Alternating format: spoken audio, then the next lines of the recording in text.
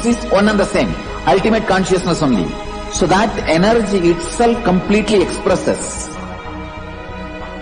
Just like Radhika, when I see my own sweetness in the mirror, I become eager to taste it.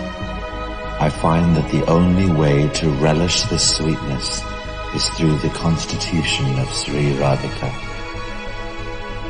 Bhava Samadhi Darshan is a window to the infinite expanse of consciousness, allowing us to glimpse the formless in a way that we can understand.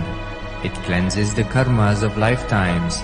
It awakens our biomemory to the space of Paramashiva, the ultimate consciousness, and creates a deep and lasting transformation in us.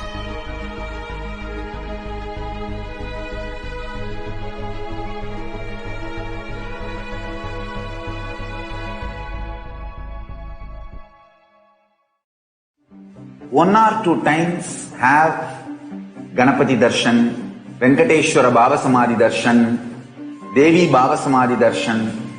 By third time, fourth time you will see every prayer you are asking those beings, Ganapati or Venkateshwara or Subramanya or ParaShakti.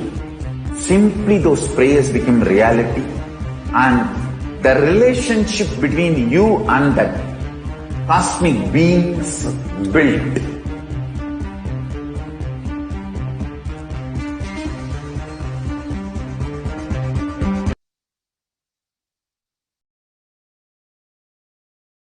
Nithyanandam Paramasukadam Kevalam Jnanam Kritam Dvandvadhitam Gagana Sadrisham Tattvamasya-adhilaksham Ekam Nityam Vimalamajalam Sarvadhi Sakshibhutam Bhavadhitam Trigunarahitam Sadgurum Tam Namah.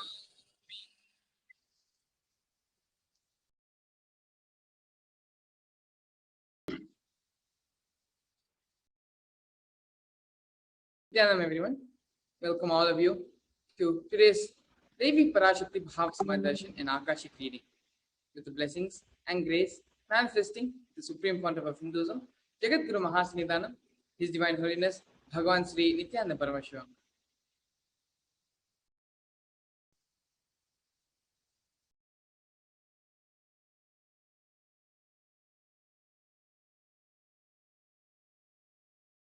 In today's session, we're going to be covering the introduction of this program, followed by the demonstration into the extraordinary power of third eye.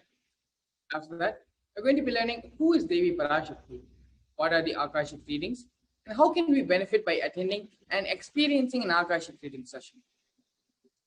Then, we're going to be having the Darshan, Diksha, and the Akashic readings by Devi ParaShakti herself, manifesting through the NIJA Avatara of the Supreme Pontiff of Hinduism, Jagat Guru Mahasnidhanam, His Divine Holiness, Bhagavan Sri Nithyananda PARAMASHIVAM, followed by the manifestation of the extraordinary power of third eye. So let us first understand some fundamental concepts and truths and cognitions. What is Samadhi? Samadhi means one with the source. Bhava means attitude or aspect. Bhava Samadhi means being one with the source through this aspect.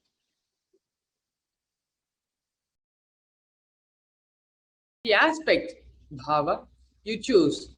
Through that bhava, being one with the source, samadhi is bhava samadhi. Knowing this aspect is the ultimate, and being in oneness with that is what is bhava samadhi.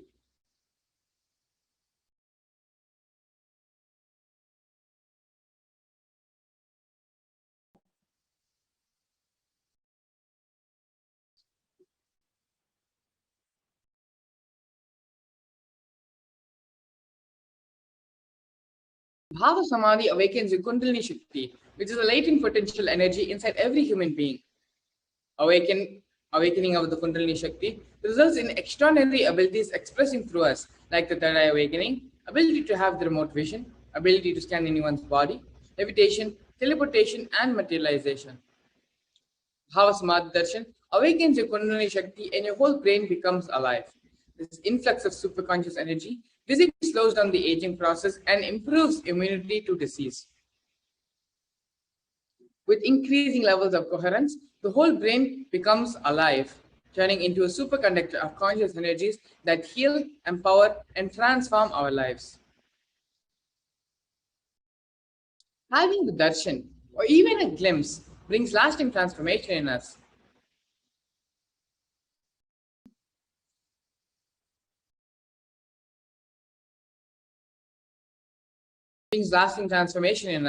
Cleansing lifetimes of karmas and raising it to the next level of superconscious breakthrough, like hitting the reset button on your being. Hearing the Bhava Samadhi Darshan on neurons mirror that of the avatar. Mirroring of neurons activate and process all the absorbed movements of information of the avatar just by seeing and without the physical action. That is, our entire body is silently and without movement, recreating what is happening distances far away, experiencing the superconscious energy radiated by the avatar. Akashic readings are not predictions. They are a reading from the cosmic archives. There is no such thing as past, present, and future. Beyond space, creation and destruction happen simultaneously. The dimension of time starts the past, present, and future. But in the Akashic records, there is no past, present, and future. That is why what you call as happening, yet to happen are all clearly already recorded. Supreme Pontiff of Hinduism. The Supreme Pontiff of Hinduism, Jagat Guru Mahasannidhanam, His Divine Holiness Bhagavan Sri Nithyananda Paramashivam, is the reviver of Kailasa, the ancient enlightened Hindu civilizational nation. Supreme Pontiff of Hinduism is the 1008th incarnation as per Hinduism, recognized by his predecessors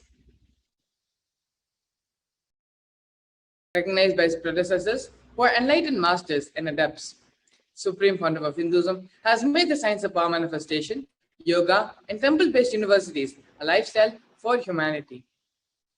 Supreme Pontiff of Hinduism has been ordained as the 233rd Guru Mahasannidhanam of Kanchi Kailasa Sarvanya Peetham, the Tonne Mandaladinam, and is the incumbent emperor of Suryavamshi Surangi Samrajyam. He is also the present 293rd Jagat Guru Mahasannidhanam of Kailasa Shamla Peetha Sarvanya Peetham, and the present Mahamandaleshwar, supreme spiritual head of the Mahanirvani Akhada, which is the largest apex monastic order. The Supreme Pontiff of Hinduism is also the 1008th Acharya Mahamandaleshwar, the head for all spiritual leaders of the Atal Akhada, which is the ancient apex body of Hinduism, and the present 23rd Guru Mahasannidhanam of the Dharma Mukti Swarga Pramadinam, and is the elected as the Supreme Pontiff of Hinduism by a congregation of over 1,000 Hindu leaders or pontiffs. Revered as the teacher of Hinduism, most prolific, most viewed and read, authored 300 books and 10,000 articles in 3 different languages, English, Tamil, and Sanskrit, translated into 50 languages with over 1,000 titles. Over 20 million copies of books and articles have been sold, read, and downloaded. Over 10,000 hours of discourses, and reached and enriched over 1 billion lives digitally. A respected commentator of all the sacred scriptures such as Upanishads, Bhagavad Gita, Shiva Sutras, Yoga Sutras, Brahma Sutras, Ashtavakra Gita, Jain Sutras, and so on. Honored as leader of Hinduism, the most awarded, internationally recognized Hindu leader, the reviver of 108 ancient Hindu sampradayas, including the Rudrakanyas, Rudras, Rishis and Rishikas, Bhairavas and Bhairavis, and Sannyasis. Establisher of the largest Hindu university, Kailasa Nithyananda Hindu University, the world with satellite campuses in 150 countries. Establisher of 1,000 Kailasa enlightenment ecosystems. Founder and reviver of over 100 Sarvanya Peethas. Collector of the largest Hindu library with over 1 million books, 1 million palm-leaf scriptures, and over 20 million digital books. With this, we're going to be entering to the next segment of today's program, which is the manifestation of the extraordinary powers and Shaktis. The Bala Sons, Nithyananda Yogis, the initiated disciples of the Supreme Pontiff of Hinduism, will now be demonstrating the powers of third eye and sharing with all the experiences and results of the extraordinary manifestation of the divine powers awakened in us through the initiation. Diksha. In today's Bhava Samadhi Darshan, all of us will be receiving the initiation into the third eye awakening and various other powers of the blessings and grace of the Supreme Pontiff of Hinduism. We'll be manifesting the following powers of third eye, seeing with the eyes blindfolded. Third eye is a cosmic browsing center located between the brows, which upon initiation, one can effortlessly express the powers and see through the third eye just as you would with two eyes.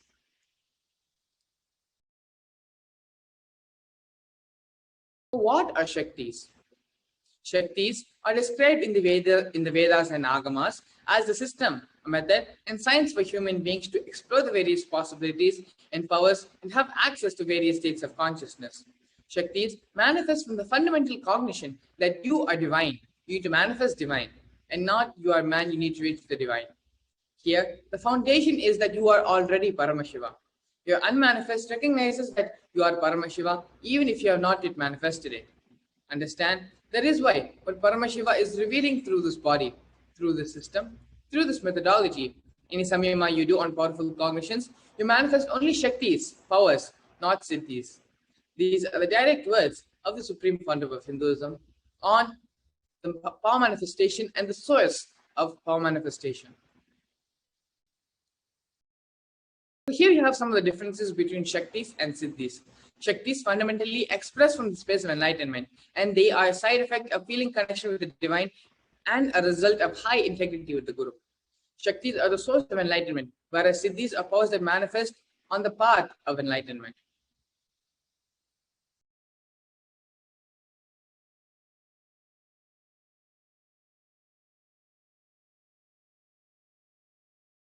The Shaktis of Paramashiva manifest through ordinary human beings in an extraordinary way after the initiation from the avatar.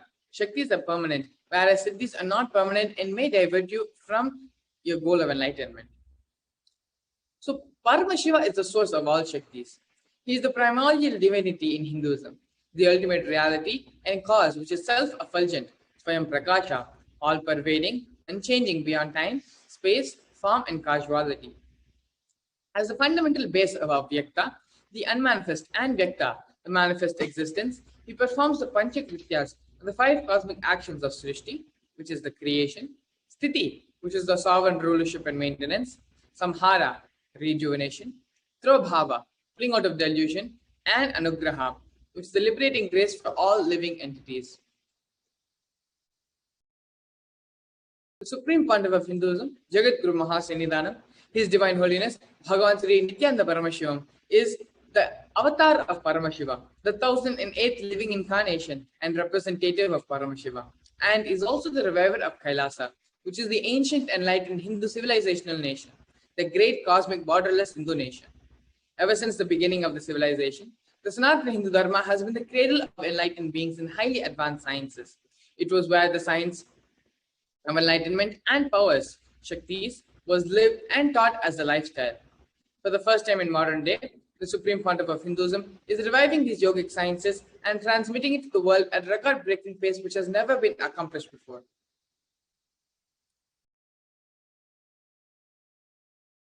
The knowledge and science of manifesting these Shaktis are passed down from one generation to the next through Diksha, which is initiation by the enlightened Gurus.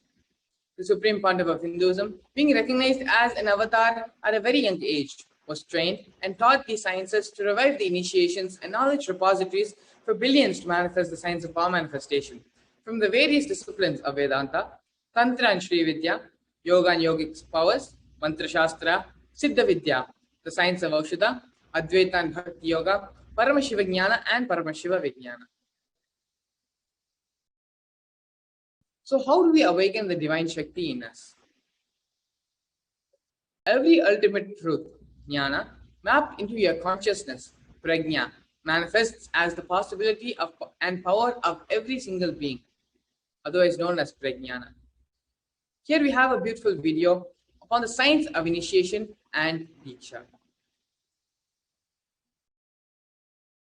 The traditional Vedic book Navaratneshwara states, Sarvasamapi dikshanam muktihi phalamakhanditam avirodhat bhavanti eva prasangyastu bhuktayah. The main benefit of all initiations is moksha, enlightenment. As a side effect, health, wealth, leadership and well-being happen. And in Rudrayamala Tantra, Shiva says, Devi Diksha Vihinasya Na Siddhihi Na Cha Sadgatihi Tasmat Sarva Prayatnena Guruna Dikshito Bhavet. The one who is not initiated does not attain liberation nor a better future. So by all efforts, one should get initiated by Guru. What is the science of initiation? Neuroscience has proved that the process of initiation floods the brain with energy. This is the superconscious energy of Kundalini, our own highest inner potential energy. As the Kundalini flows from the thalamus to the cortex, it sets up a powerful energy loop within the brain, which awakens the latent non-mechanical parts which we have never used before. With increasing levels of coherence, the whole brain comes alive, turning into a superconductor of conscious energies that heal, empower, transform our lives, bliss and fulfillment. Initiation creates high awareness, Visualization, creativity. It also slows the aging process and improves the immune system. Kundalini awakening, healing experience, levitation, teleportation, materialization. Experience the power of initiation through a range of exclusive programs conducted at the ashram. Nithyananda Dhyanapitham, Nithyananda Nagar, Birdi, Bengaluru. Contact 97422-03311 H276.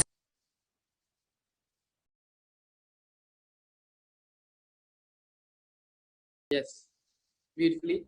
Through this video, the benefits and the science of Diksha and initiation has been explained. So the science of power manifestation is authenticated through 4 aspects of evidences, otherwise known as pramanas. The first is the Shastra Pramana, which is the eternal, unchangeable truth revealed in the source scriptures of Hinduism. The next is the Atma Pramana, which is the experience and results of Aptas or authorities of Hinduism, such as the Vedic rishis and scientists who have time tested and verified the science. After that is the Atma Pramana, which is the personal account, the personal experience of power manifestation of the Supreme Pontiff of Hinduism, Bhagavan Sri Nithyananda Paramashivamam, this millennium's avatar. And then we have the Pratyaksha Pramana, which is the empirical evidence from observation and scientific experimentation. Vedas are the ultimate superior authority for Hindus. Vedas are the pure science where the ultimate truths are explained. Agamas are the scriptures where the applied technology, the applied science is expanded upon. Vedas and Agamas, Vedagamas are given the status of Shruti. As they are directly revealed by Paramashiva, they are the ultimate, eternal, unchangeable truth. A reference cited from these Shastras or source scriptures is called the Shastra Pramana. Let us now get ready to witness a very unique and exciting demonstration of the power of third eye.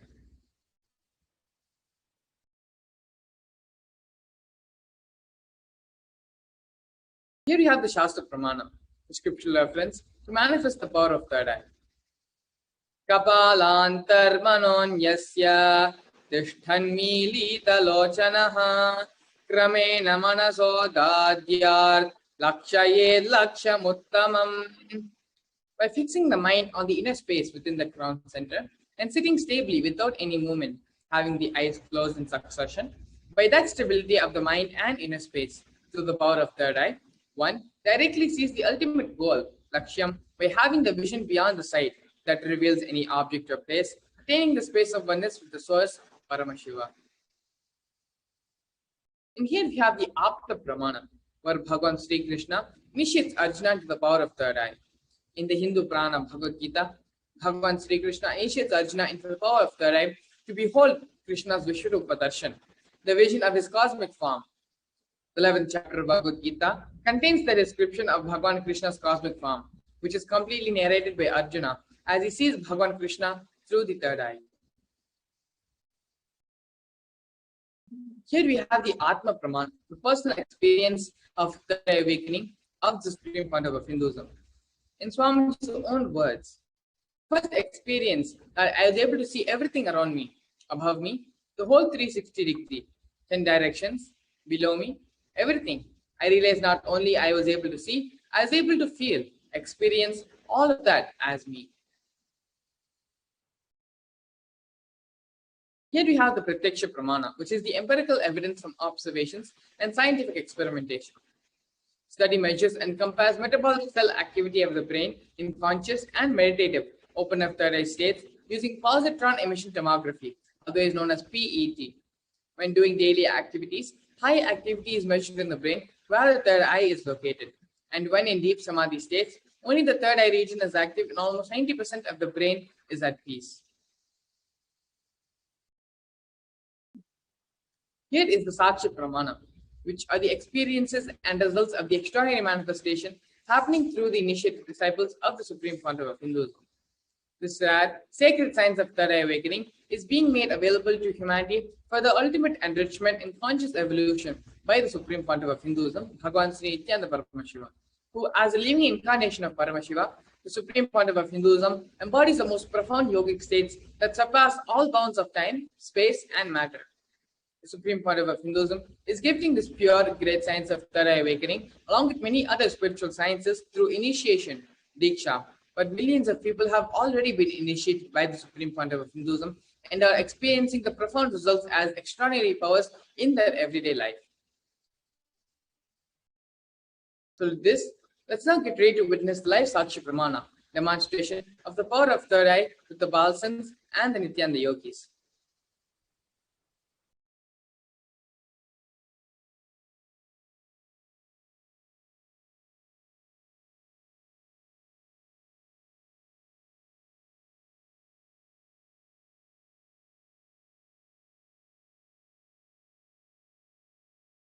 So along with myself here today, we also have Nitish Shivashankarananda Maharaj, and we also have with us joining Nitish Aya. Yes, thank you both for coming today and being a part of the Power Manifestation session. Thank you so much for joining, Aya. So, yes, Aya. So Shivashankara Maharaj, Power Manifestation, has been on and is an extraordinary power manifester. Nitish, why don't you go ahead and give a very brief introduction about yourself for all our viewers who are joining us here today? Sure, Nithyananda and everyone watching. So my name is Nitish and I'm from Toronto. I connected with Swamiji in 2018, and from there it's like Swamiji is taking care of me and he's guiding me in every dimension. I'm really excited for today's power demonstration, and it's my first time coming here on NTV Live. Yes, thank you so much, Nitish Ji, for coming and joining us here today for today's segment. Shivashankara Maharaj, you can go ahead and show everyone the mindfold which you're going to be blindfolded with, and explain to them how the mindfold works. Yes, thank you, Maharaj, for having today me in the first segment of Manifesting Shaktis of PARASHAKTHI. As you can see, this is a mindfold which I'll be wearing. So this is the mindfold which is going to be the tested with the ophthalmologist, where it is medically proven there will be no visibility of light which is being seen. In the front you can see is a thick acrylic sheet. The behind of the mindfold is the foam, where the sponge is there, and the comfortability of your eyes where you put in the two holes. And here the adjustable strap where you can adjust it accordingly, tighten it up or loosen it. So this is a mindfold which I'm going to be wearing upon, and whatever is getting projected, either the participant is going to show something or the YouTube live comments from the which is going to get projected. Anything which can be seen by the normal two eyes, I'll be doing it, just be reading through my third eye, and the steps for doing it is connecting myself in the space of oneness with Swamiji, By chanting the Mahavakya, Om Nithyananda ParaMashivam, invoking Swamiji's presence and then manifesting this power. Yes, Shivshankar Maharaj, you can go ahead and ask the volunteer to tie the I-band on you. And as the I-band is being tied for Shivshankar Maharaj, Nitish ji, actually you can go around your house and try to get a few items which we can then show Shivshankar Maharaj. And through the power of third eye, after connecting with Swamiji in the space of oneness, he will identify whatever objects and identify the shape, colors, and tell whatever objects you're holding. So maybe you can go ahead and maybe grab a couple of books or some articles or something around in your house and bring them and show it to Shivshankar Maharaj. Yes. So while we're waiting for Ayya to bring the articles, here you can see Shivshankar Maharaj has been blindfolded tightly and is connecting to Swamiji, getting into the space of oneness. Remembering Swamiji in his inner space, connecting with him, and understanding that he is the source of everything. The energy of Paramashiva residing in the supreme founder of Hinduism, residing in Swamiji, and residing in ourselves. Both are one and the same. And with that powerful cognition, connecting and manifesting the same space of oneness.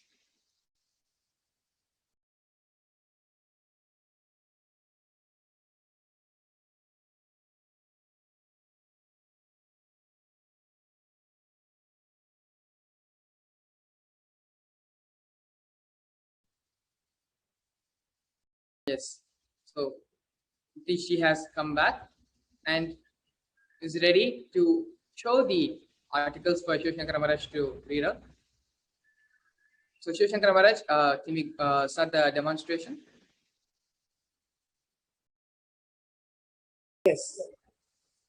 Yes, great. Nitish ji, you can go ahead and start showing the objects one by one. And Shivshankar Maharaj, through the day, is going to be seeing those objects and describing them for all of us. Please go ahead. Yes, he's holding a book of Living Enlightenment, the Gospel of Paramahamsa Nithyananda. Swamiji's Living Enlightenment book. Yes. Nitish ji, move on to the next item.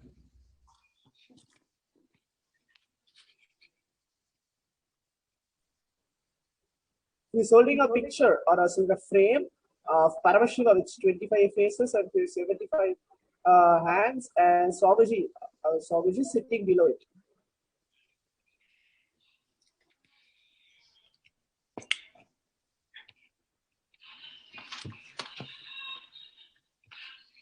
He is showing a Bhagavad Gita decoded book, Paramahamsa Nithyananda. In that, Swamiji is sitting and he is wearing a turban, and there's a peacock feather, 3 peacock feathers on top, and there's a chariot below, underneath of the book, and there's a Bhagavad Gita decoded book of Swamiji.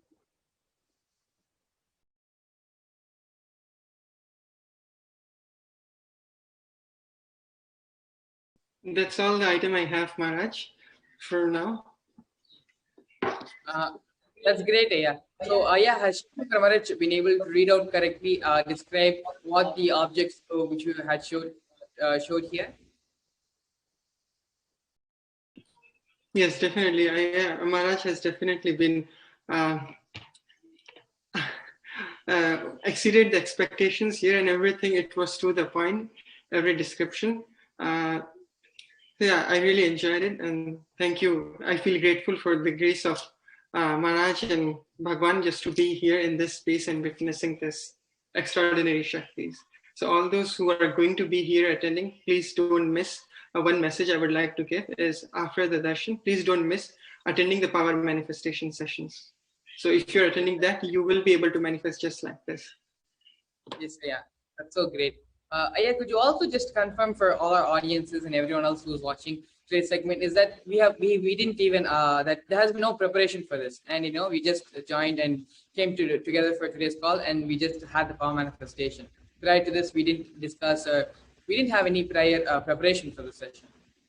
Yes, definitely. It was completely spontaneous, and there was no meeting or anything that was set up before this. So yeah, I can definitely stand up for this authenticity. Yes, thank you so much, Ria. So Shivshankar Maharaj, you can actually go ahead and remove your IBAN. And so we request everyone to continue to stay tuned. We're going to be entering to the next segment of today's power demonstration, which is the power of body scanning.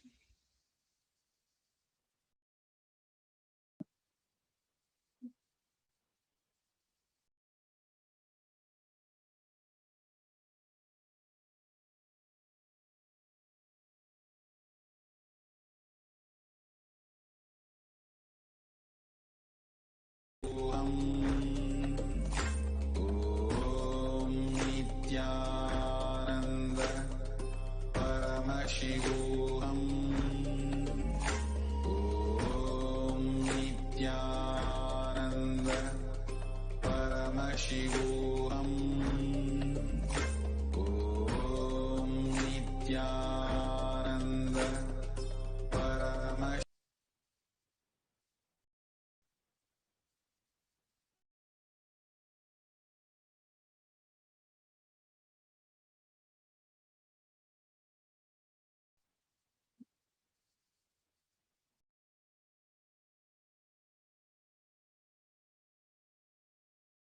In this power of body scanning, one awakens the ability to scan illnesses, diseases, medically diagnosed issues, and provide solutions through the awakened third eye. Here we have the Shastra Pramana, the scriptural reference to manifest the power of remote vision.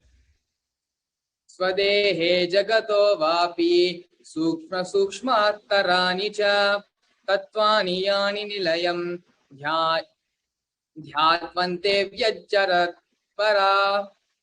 Bhagavan Paramashiva says, cognize deeply from the subtle to the subtlest constitutive principle of your whole body, Swadeha, or of the whole universe, simultaneously consist of the essential reality.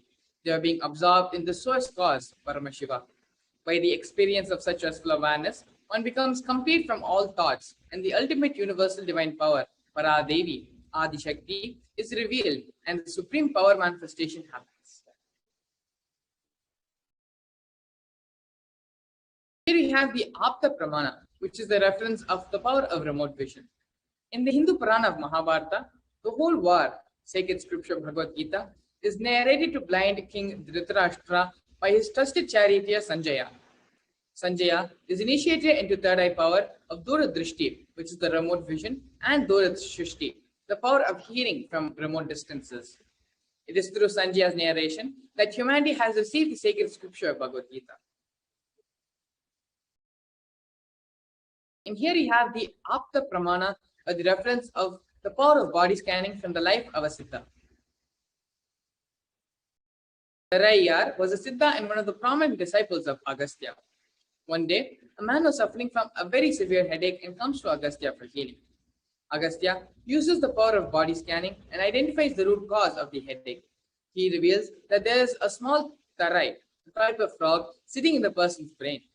Agastya immediately instructs Tarayar, his disciple, to perform an open head surgery and remove the frog. After the surgery was completed, the person was cured and healed of his headache, thus attaining the name Tarayar. Here we have the Atma Pramana, where the Supreme Pontiff of Hinduism, Bhagavan Sri Nithyananda Paramashivam, has time-tested and authenticated the science in his own life. On the 22nd of December 2019, Supreme Pontiff of Hinduism revealed how he uses this power of body scanning.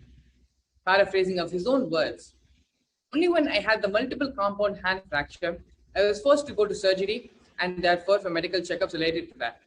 At that time, they detected heavy metal quantity in my different organs. It was revealed that I had been poisoned without our knowledge. I immediately used diagnostic methods instead of medical facilities to study the body condition due to the poisoning. Through body scanning, I found out what the problems, imbalances had happened and where balance has to be done. I use allopathy as a second opinion to verify my findings. Here we have the Sakshi Pramana, which is the experience and results of the extraordinary power manifestation happening through the initiative disciples of the Supreme Founder of Hinduism. And here you can see we have snippets from various social media posts of devotees and disciples from all across the globe who have manifested these powers of body scanning and remote vision. Let's now get ready to experience a live demonstration of this power of remote vision.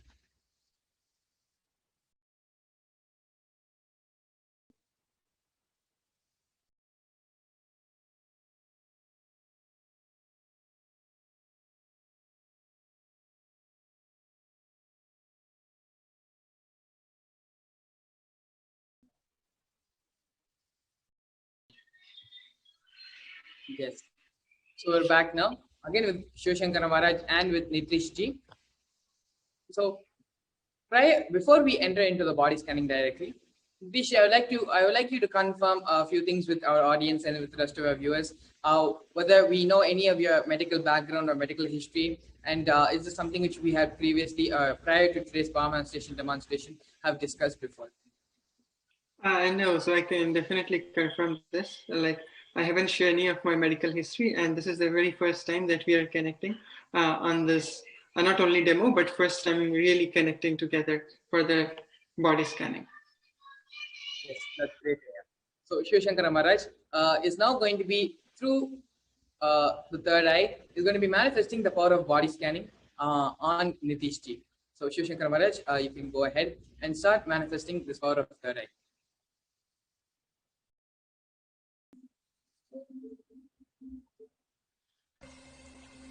I welcome you all with my love and respect.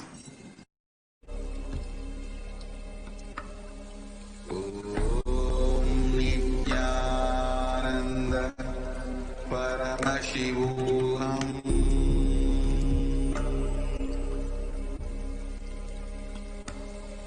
Om Nithyananda PARAMASHIVAM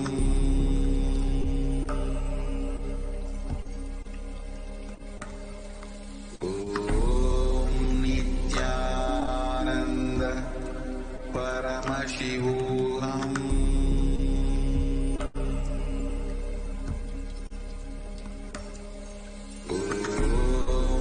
Nithyananda PARAMASHIVAM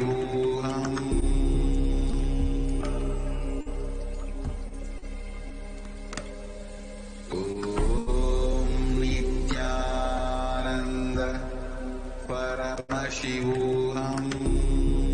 Nithyananda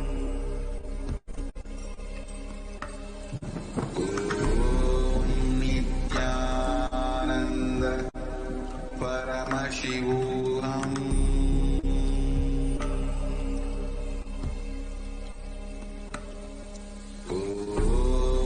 Nithyananda PARAMASHIVAM Om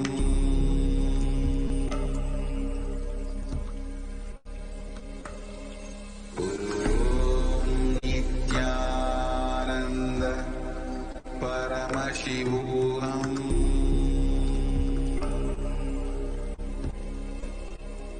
Yes. Om Nithyananda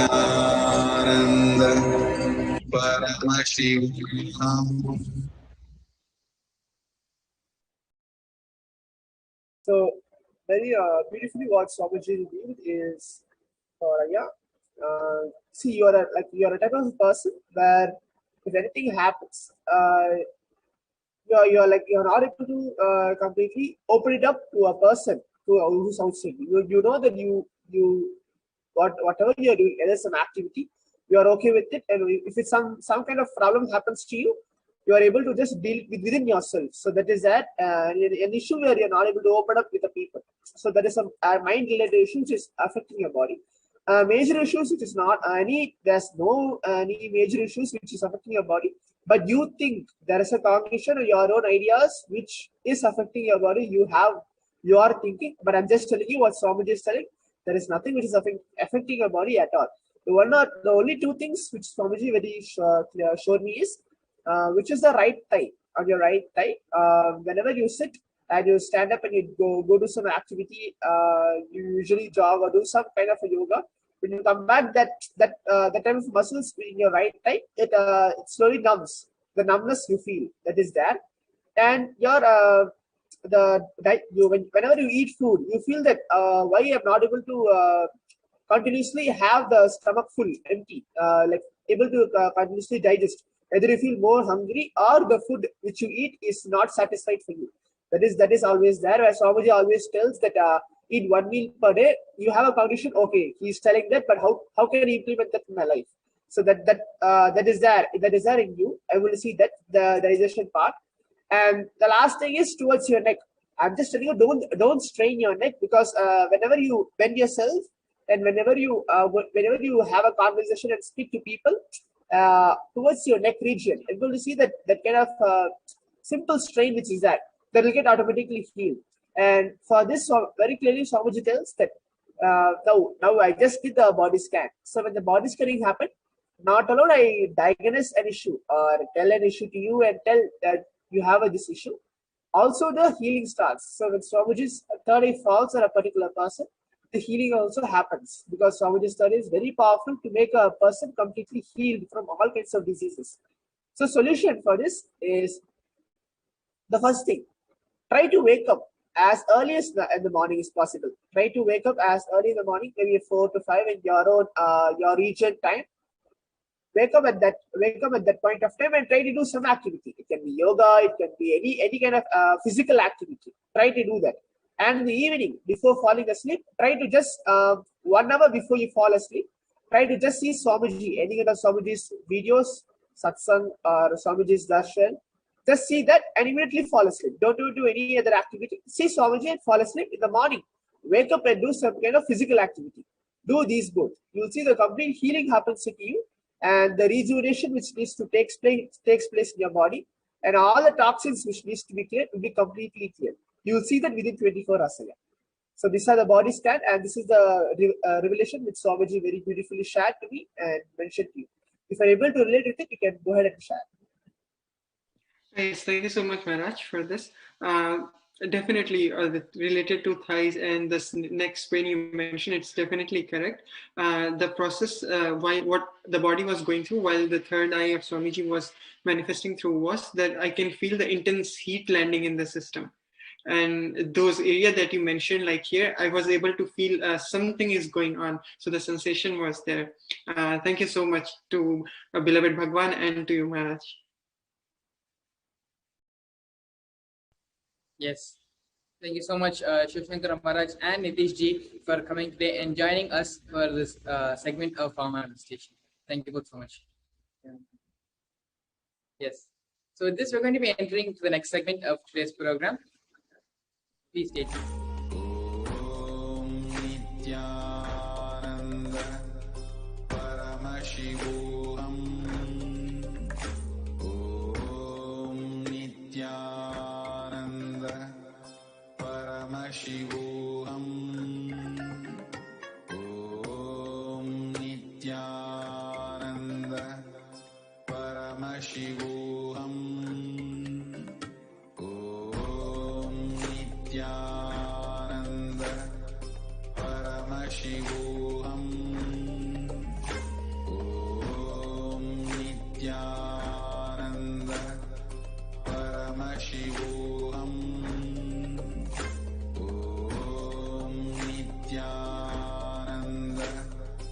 PARAMASHIVAM Om Nithyananda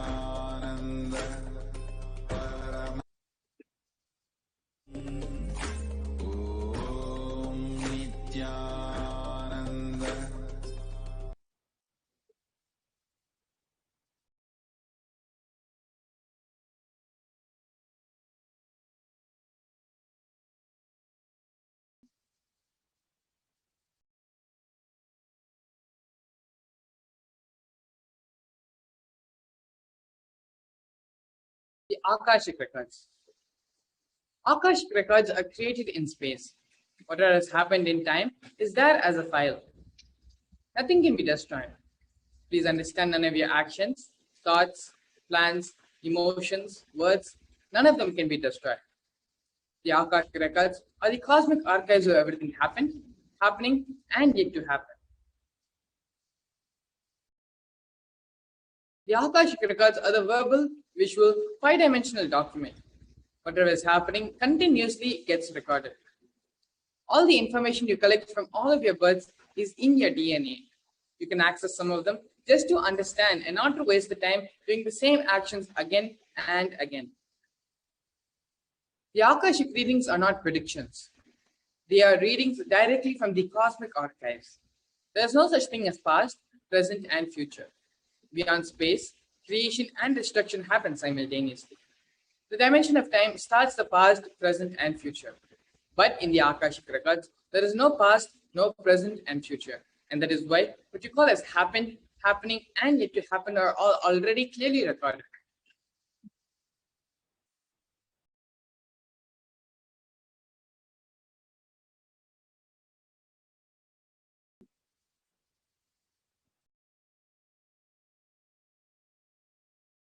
In Swamiji's own words, nobody has the right to comment on these readings.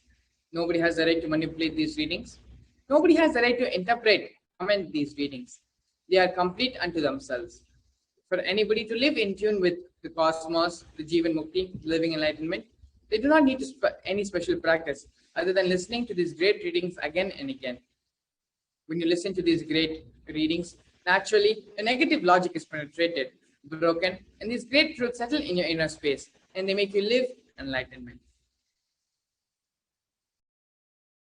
As the avatar of Paramashiva, only an avatar can decode the Akashic readings, and the Supreme Pontiff of Hinduism has graced humanity with the blessings and darshan in the form of Devi PARASHAKTHI, revealing the answers to questions to the yearning of seekers as solutions, breakthroughs, and liberating humanity from pain and suffering. Any question given to Devi PARASHAKTHI is not just an answer, but a karmic breakthrough for the receiver.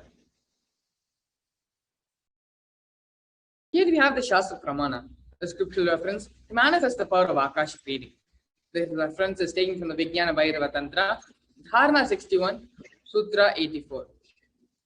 Akasham vimalam pashyan kritva drishtim nirantaram stabdhatma tatkshanat devi bhairavam vapurapnuyat.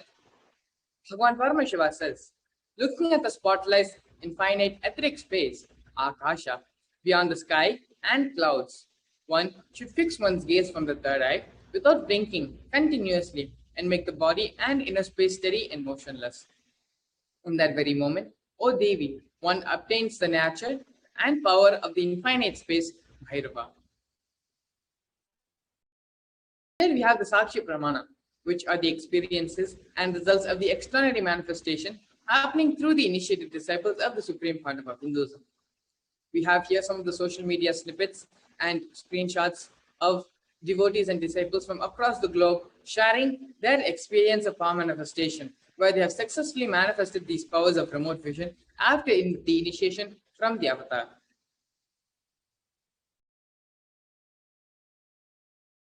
Now, let's get into the Apta Pramana, which is the reference of the powers of Akashic reading from authorities on Hinduism.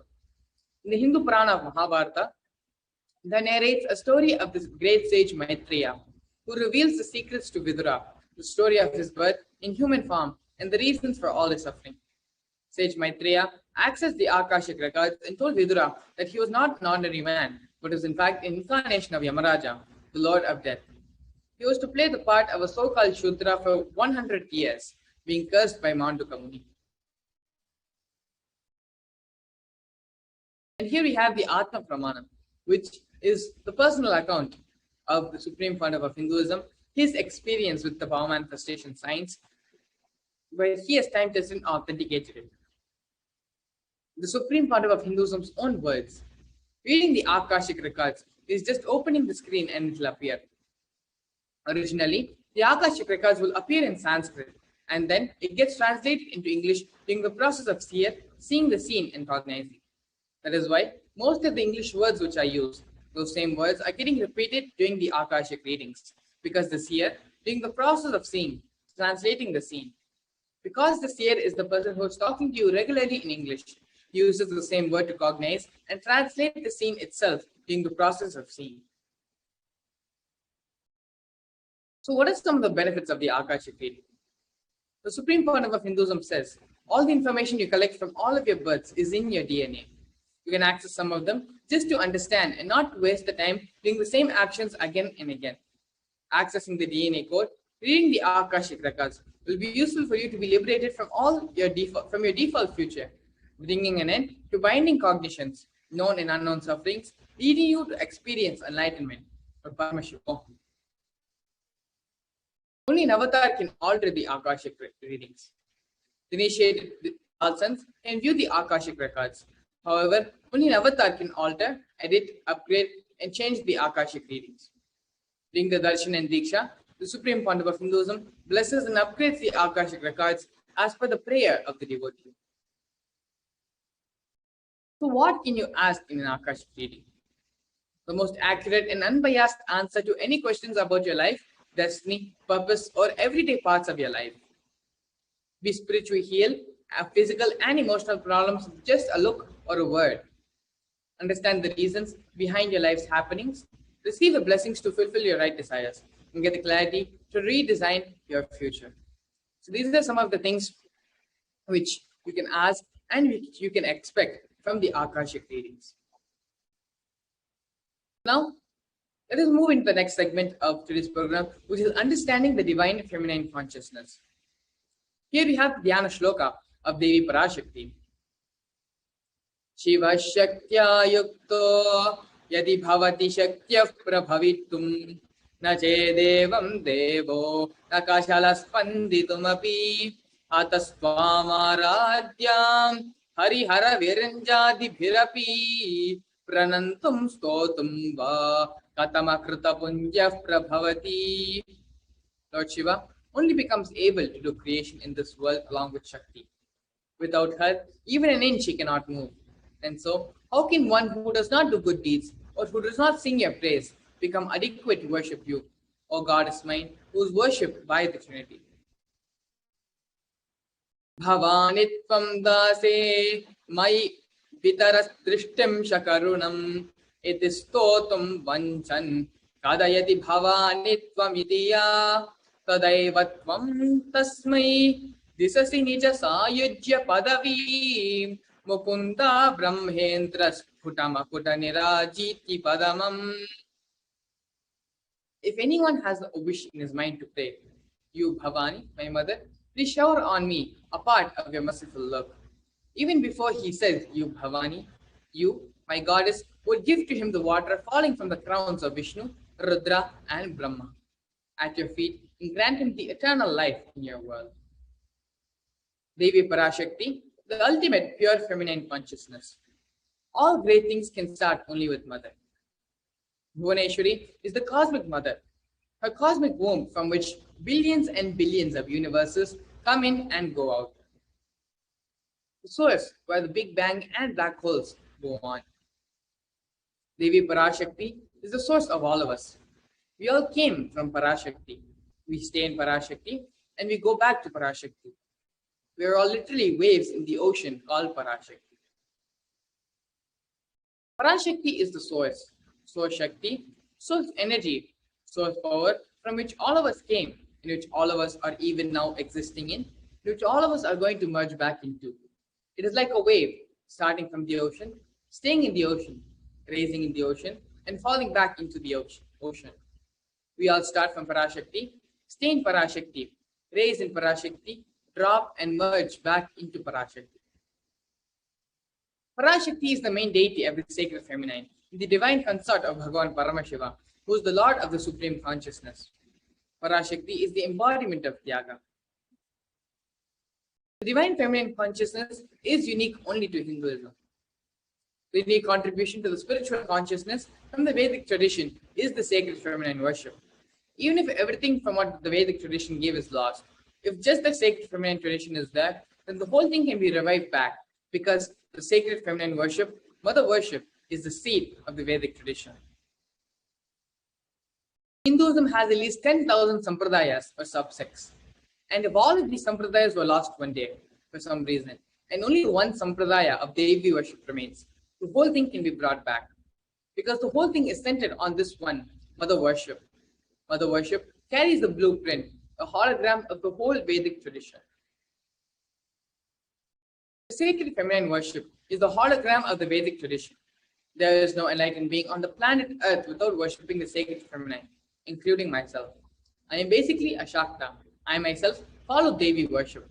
From the beginning, if you see my biography and all the deities I have carved, the darshans I have had, they have all been mother-based, Devi-based. These are the direct words of the Supreme Father of Hinduism. She has revealed to all of us on the 17th of September 2010. There's a beautiful story narrated by Sri Ramakrishna Paramahamsa, a great avatar. Shiva is Brahman, but Devi has the key to reach Brahman. Unless she opens, nobody can reach.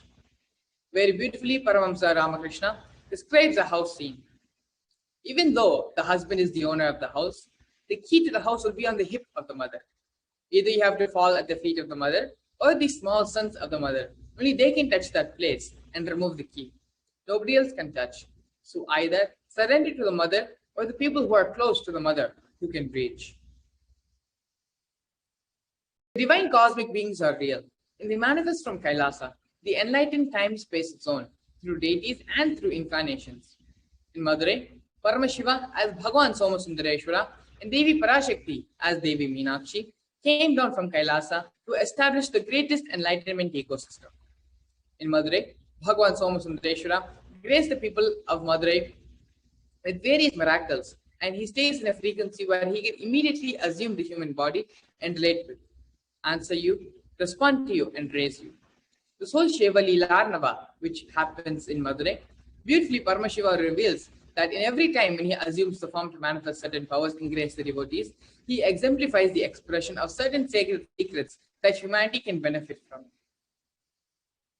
Here we have a beautiful story of how Lord Somasundareshwara brought back Malayadvaja from the dead. Once, Lord Somasundareshwara asks Devi Meenakshi, why Devi Kanchanamala why she does not bathe in the temple tank. Please ask her to come and have the beautiful opportunity to bathe in the temple tank. Devi PARASHAKTHI then goes and conveys this message of Lord Somasundareshwara to her mother.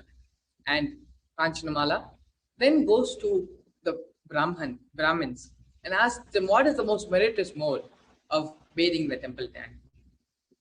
They reply to Queen Kanchanamala. It must either be taken by holding the hand of the husband, holding the hand of a child, or a cow's tail. On hearing this, she becomes greatly affected and upset, as she neither has her husband nor her child.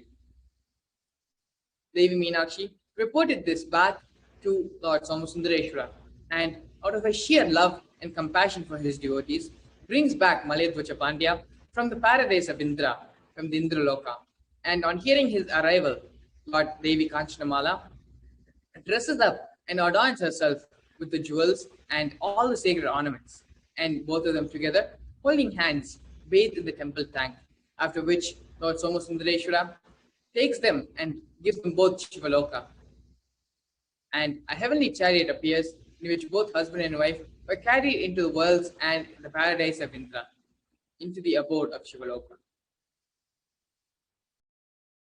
This is during the advent of Lord Somasundareshwara and Devi Meenakshi as they assumed and lived on the planet Earth. After they were no more in the physical body, they lived as the energy and expressed through their devotees. This story is taken from the life of Trinyana Sambandar. In Mylapore, there lived a merchant by the name Shivanesa. He was a staunch Shiva Bhakta. He had all the wealth in the world, but had no children. In answer to his sincere prayer, Lord Paramashiva blesses him with a female child. They named her Pavai. She was very beautiful. Shivanesa then hears of Jnana Sambandar's greatness and feels that only Jnana Sambandar is a suitable match for his daughter. Mentally, he offers Pavai to Jnana Sambandar. One day, when Pavai was gathering flowers in the garden, She was bitten by a poisonous snake and she died instantly. Shivanesar even announced that he would give any amount of money to anyone who would be able to revive her back, but no one was able to. He then recollected that he had already mentally offered Pumpavai to Jnanasambandha. This instills great courage into Shivanesar, and he cremated the body of the girl, collected the ashes, and preserved them in a pot. Daily, he would decorate the pot with flowers and sit near it and meditate on Jnanasambandha. One day, the news of Jnanasambandha staying in Tiruvattriyur reached the merchant. At once, he erected a big pandal from Mylapore to Tiruvattriyur, and followed by a throng of Shivabhaktas,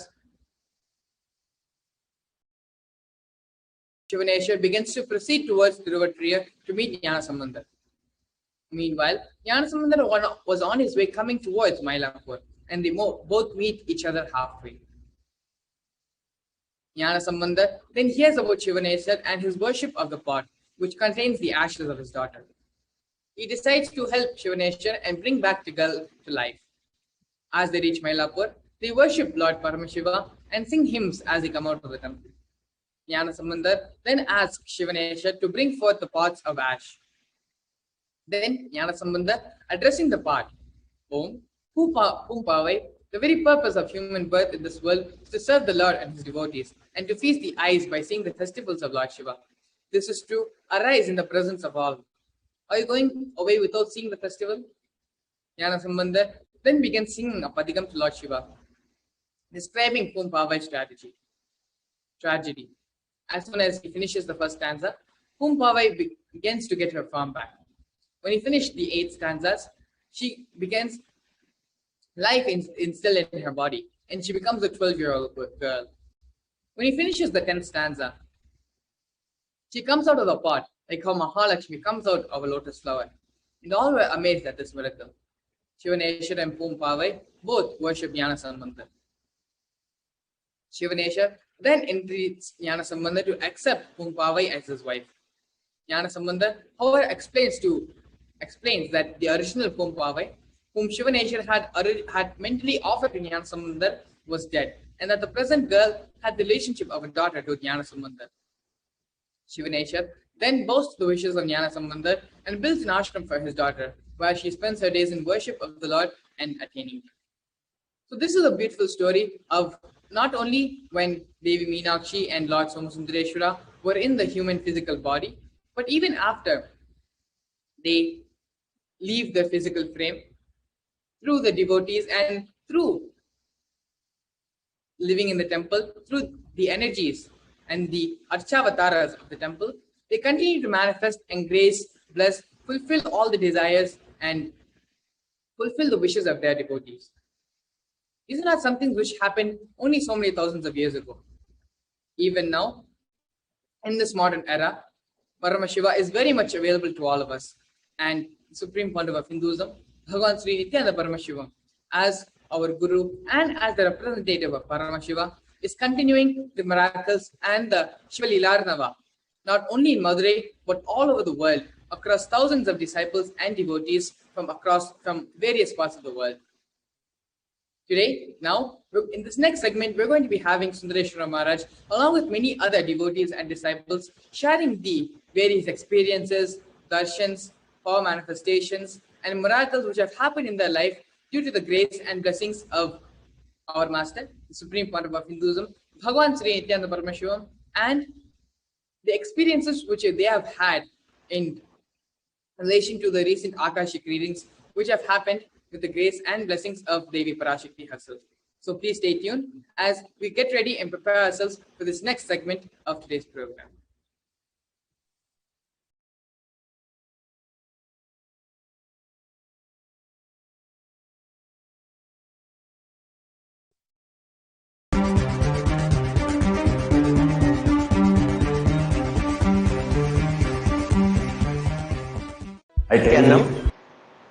Thank you very much, Maharaj, for introducing and beautifully sharing the various different examples from the life of Paramashiva and from the life of Nayanmars, and how Paramashiva, as you said rightly, is constantly making himself available Every single moment he is there, guiding us, taking care of us in every moment.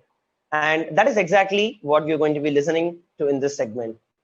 And once again, I'd like to welcome and invite every one of the participants who are watching us live, who are seeing us live on YouTube, Facebook Live, and the Nithyananda TV, and the various Zoom two-way video conferencing sessions.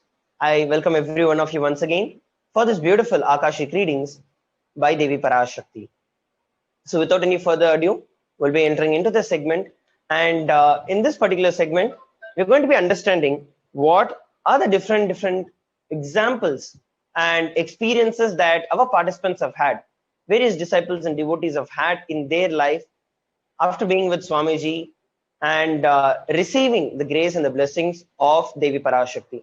So this segment will also be a beautiful one where we all can understand what is that we need to do and how we can actually prepare ourselves to receive the Akashic readings from Devi ParaShakthi.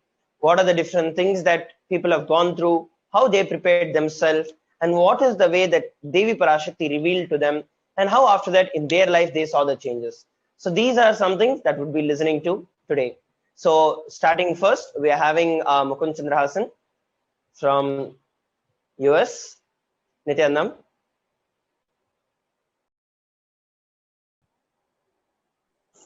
Nithyananda, how are you doing? Nithyananda. Yes, I'm doing great. So nice to see you after a long time. Nice to see you as well. So I'll be explaining more about the experience I've had during the ParaShakti Akashic reading. So I haven't been. Mukund, just before we start that, sorry to interrupt you. If you could give a little more background about yourself, like where you're from, what you've been doing, how long you've been with Swamiji, for all the viewers who are watching us live for the first time, so they all will be happy to hear about that. Okay, will do. So I've known Swamiji since about like 2004, 2005, 2003, one of those early ages. And my family has been a part of the Sangha for a very long time. I was a part of Gurukul during the early days. I was there for about 2 years during 2007, 2008, that time period. And it was a very good time. We did yoga in the morning, did all type of mischievous activities. I'm sure Sanji remembers the stories that we've had. And overall, I've been continuously within the Sangha trying to learn more about completion, more about meditation, more about the enlightenment science. As there's a very big soul seeking that I have, a very big urge about me that making this spiritual journey a priority in my life, more so than other things. So with this seeking that I'm having, I'm able to get more clarity through the Akashic readings and then pave the priorities in my life depending on what is being said during those Akashic readings. So maybe this will be a good segue to talk about the Akashic readings. So I'm not no stranger to the Akashic readings. The first time I've gone to Kala Bhairava, I asked what is the purpose of my life, and then there's a very interesting response that he gave me. I don't want to reveal it because I don't want to jinx anything. So we'll see how things turn out. So the question that I asked recently, I believe yesterday or the day before, I asked Mother ParaShakthi, how do I progress on my purpose? Because personally, I've been going through a bit of a stasis in my life where I don't know what is the next direction to go towards. So asking this question was more of like a clarity type question. That's the space that I was holding. So the response that she gave to me in Tamil, she said that for once I have to drop my ahankaram, which means ego, means arrogance, means like pride. And I very resonated with that very well because it goes to another type of reading, which is a Vaidishran Nadi reading that I did about 2 years ago. And in that same reading, they explain the exact same thing. I have to, in my past janma, my past karma that I had in my past life, I had a lot of arrogance, a lot of ahankaram. So it was very nice seeing this parallel between two different systems of spirituality, both kind of originating to the same ideology within myself. So that itself kind of showed the power of the readings itself. Like they are coming from the exact same space, albeit it be through different organizations or whatnot. So that comes to show this is very powerful. And in addition to that, the ParaShakthi revealed that I have to be doing 48 days of Navagraha Abhishekam at the Los Angeles temple. And then afterwards, circle around it 9 times, like the traditional way you worship the Navagrahas. And this part was actually very interesting to me as well, because as of the last 1 to 2 years, I've been very interested into the science of Jyotisha, and I've been learning. I paid like $400 to learn about this professionally. I'm not finished with it yet. There's always like a big ocean of astrology knowledge to be gained, but it's very interesting seeing how she was relating some things that were personally very important to myself, and was able to, you know, understand all about what makes Mukund, and find a way for me to progress into the spiritual life even more so, into something that I'm very interested to do. Because Navagraha Puja, Navagraha Abhishekam is very powerful, and doing it for 48 days, I'm very excited to see what is the next breakthrough that I'm going to be experiencing. And then the third and final part of the reading that she said was that after I finish this, she'll be helping me progress to the next stage of my spiritual life. I'm very interested to see where that be in the future. So maybe you'll see in the next 48 days or whenever I start, which is going to be very soon, how this transformation will be for me. So yeah, thank you so much, Nithyananda. Yes. So thank you for sharing. And just like how you were sharing, just a few insights as to what you were sharing, right? So when you shared that the Kalabhairava readings and the other readings also that you received, and the Devi's readings are also very much resonating with what each other, like it's all supplementing and complementing each other. And how in your life also, with respect to what you're learning, what your interests are, and how Devi Parashakti is actually perfectly positioning and like perfectly actually giving the right thing that is needed for us to be able to receive her blessings, and also raise ourselves to the higher states of consciousness or the higher levels of spirituality. So at this point in time, right, so once you received a Devi Akashic reading, what is it that changed? See, for example, something would have been there before and now. Like you told that she told you have to drop your ego and complete with the ego. And Swamiji says, ego is any cognition that we have apart from the idea that we are Paramashiva or we are the ultimate, right? So how is that you have been able to experience that? So whenever Devi says, it's not just a word, it's like that has already become a reality also in our life. So if you could share some examples from your life as to how it was before and after the Akashic readings, how you have started like changing, like that has, you can see a physical difference in your life that is removed from your life. Okay. The first thing that pops into my head would be the first reading that happened in the LA temple. So it was a Kalabhairava reading. That was my first exposure to the Akashic records. And as I, entered this space, I mean, like my family was raised Hindu, like I was raised Hindu, but me, myself, I was still in the Western UCLA, like college student mindset. And I was in my little segue towards spirituality, but I was still in the materialistic world as like as an individual. So this reading gave me a very big distinction as to a higher purpose that I have within my life, and really shut down a lot of these like fantasies, a lot of these like self-doubt, self-hatred, self-denial type patterns that I have, and really gave me a bunch of clarity into my future. And like by asking the very powerful question, what is the purpose of my life? I request everybody to ask that question actually, because you yourself might not even know your purpose, and you might be going towards like some materialistic desire, like I want to be like a CEO of the World Bank, or I want to be this top chef at the restaurant. But the universe probably has more better plans than what you have, and they will give you something that you desire in a soul type level, where you like will have that inner quench, like the inner thirst will be quenched from that purpose. Yes. So, and also another thing, just like how you shared, right? So when you ask for the purpose of your life, actually that is the most powerful question that you could ask, because you literally know what you are supposed to be doing. Because all while we've been doing this, doing that, and we actually don't have an idea as to what we have to do. And Mukund, what is your age, by the way? I'm 22, just turned 22. Awesome.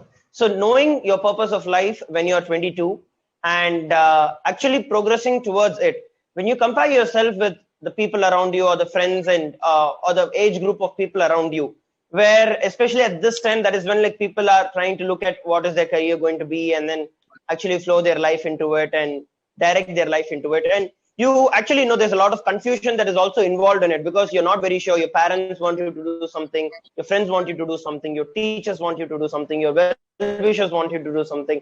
So there are a lot of things that come in, and that's there.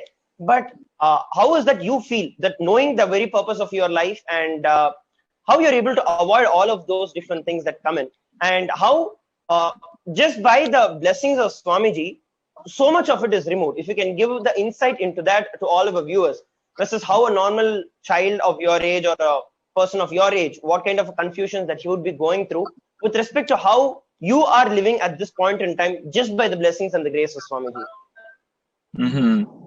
So to begin with, you were saying how people my age, you know, this 18 to 22, even like 25, even like to 30 even, people have confusions about what they want to do.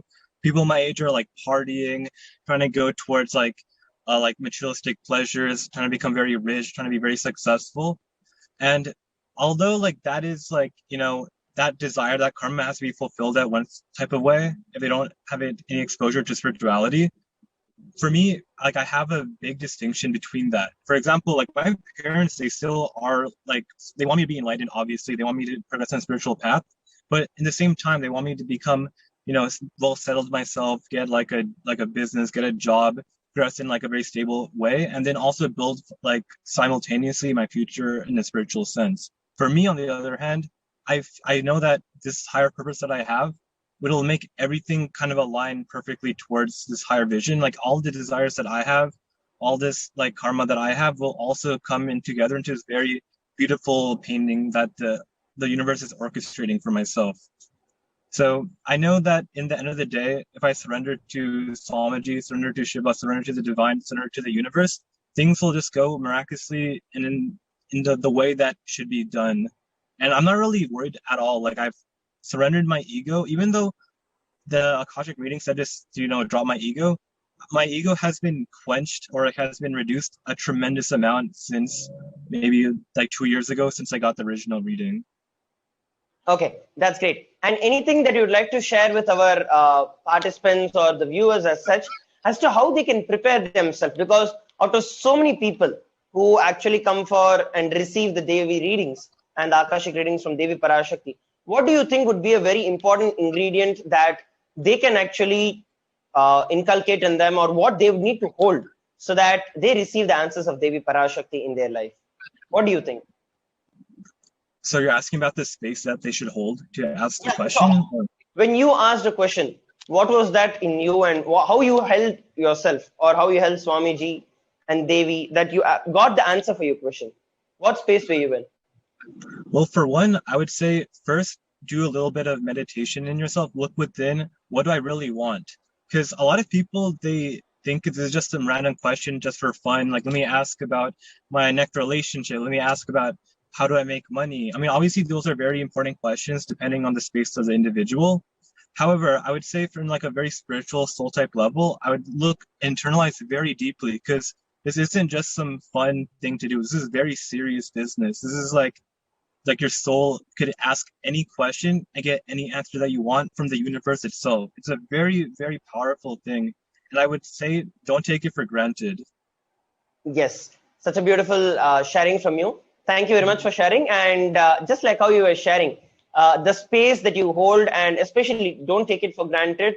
When Devi PARASHAKTHI is there, she's there, alive, physically there. And one important point that you shared, right? It is based on which you take decisions of your life. So whenever you know and whenever you pray really to Devi PARASHAKTHI, that based on what you're saying, Ma, I'm going to make the decision of my life, and I'm very clear about it. And whatever you say, I am going to do it, and I'm going to follow it.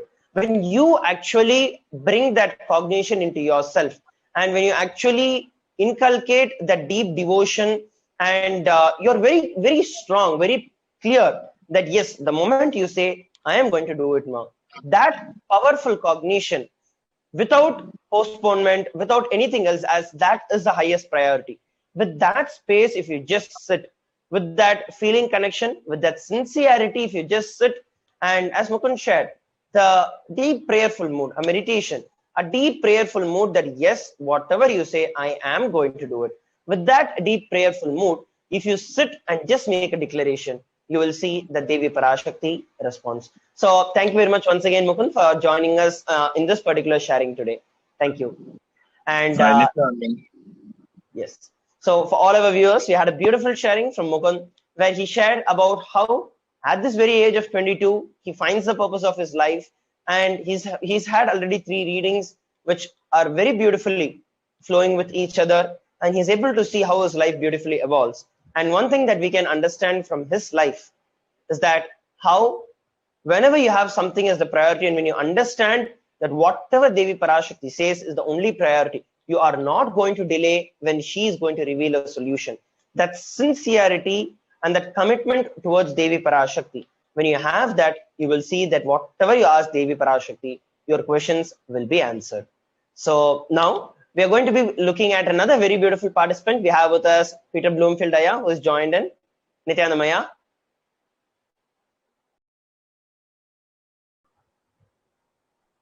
Nithyananda Maharaj, how are you? I'm doing good, Aya. How are you, Aya? So nice to have you here on the panel for sharing. And I'm also so excited to actually listen from you about your journey with Swamiji.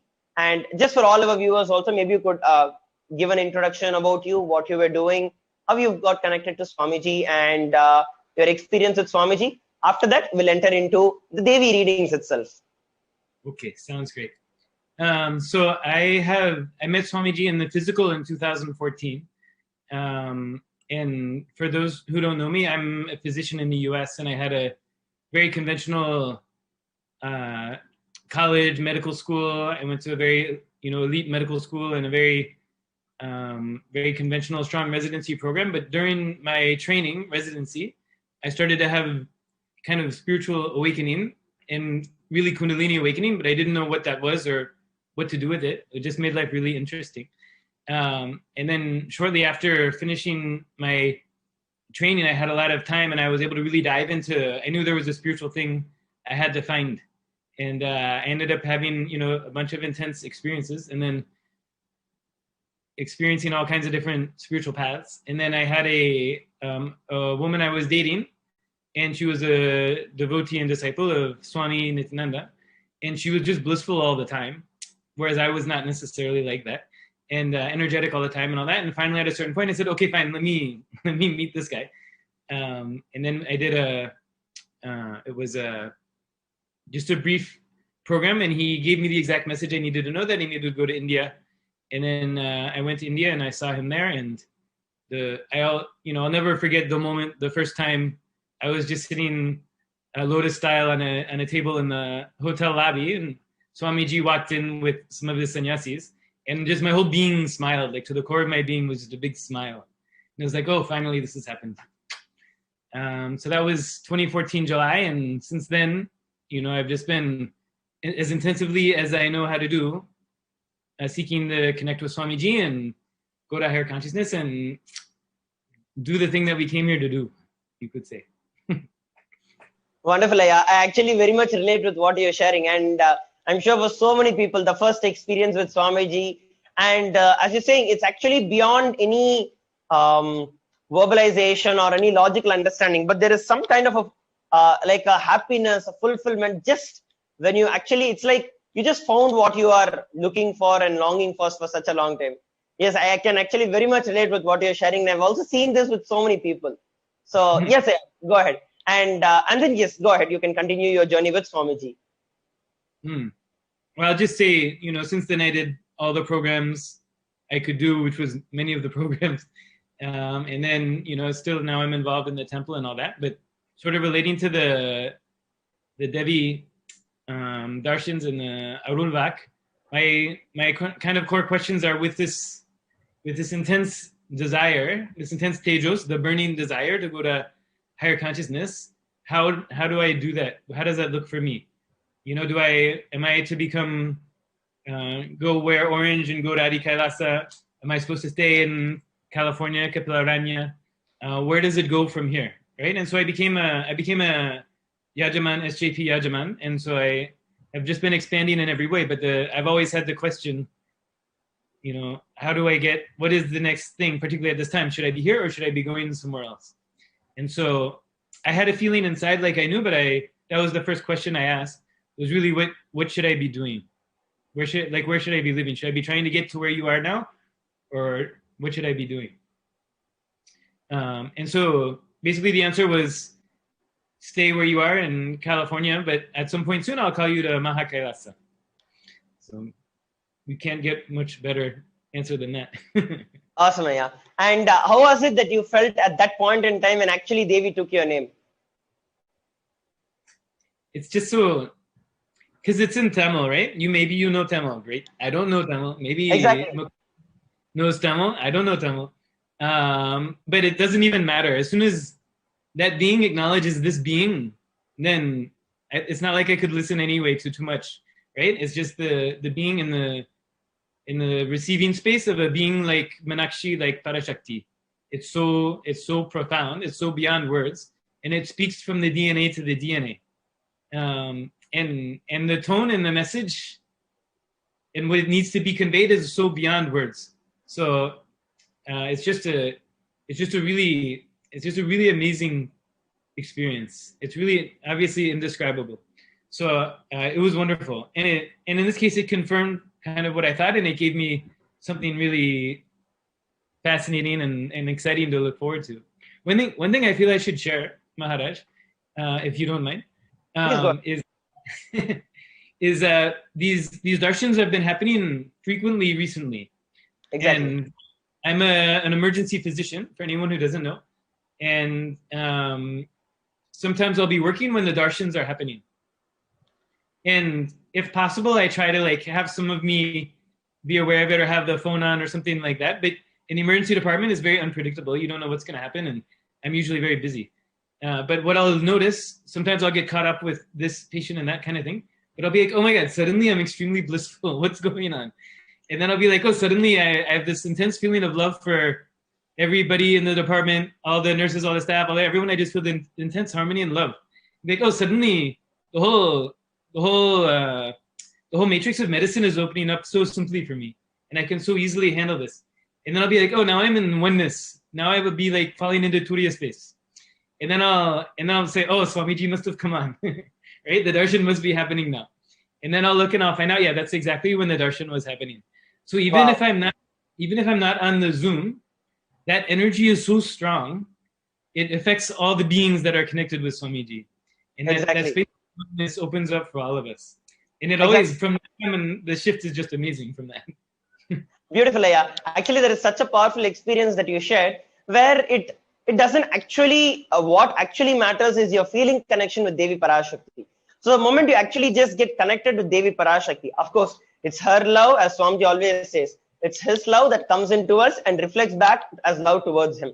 And as it's Devi's love for us and our love towards Devi, that feeling connection, from what you're sharing, is the only thing that actually matters. So irrespective of what you're doing, where you're doing, what you are, who you are, whether you understand the language or not, which nationality you are, which background you are, none of it matters. Just like how even in the life of Vedan Kannappa, I'm sure that you would have listened to the story directly from Swamiji himself, where Kannappa Nayanar, where he had no clue about any of the puja, any of the how to do the pujas or the rituals and all of that. He just had that simple love towards Paramashiva. And that is why when Paramashiva wanted to demonstrate the depth of his devotees, so that is when from the linga's eyes the blood started coming, and immediately without a second thought, Kannappan just removed his eyes and took it and put it to Paramashiva. And when the second eye started bleeding, he put his feet on the eye, because he was thinking, if I remove the second eye, then how would I know where to put it? And both his hands are occupied. So he puts his right toe on the eyes of the Shivalinga and then takes out his other eye. The moment he takes out the other eye, Paramashiva appears and he says, he blesses him with all the three eyes. And he says, you are the one who gave the father himself eyes. So that is the reason he gets the name Kannappa, the one who gave the eyes to the father himself.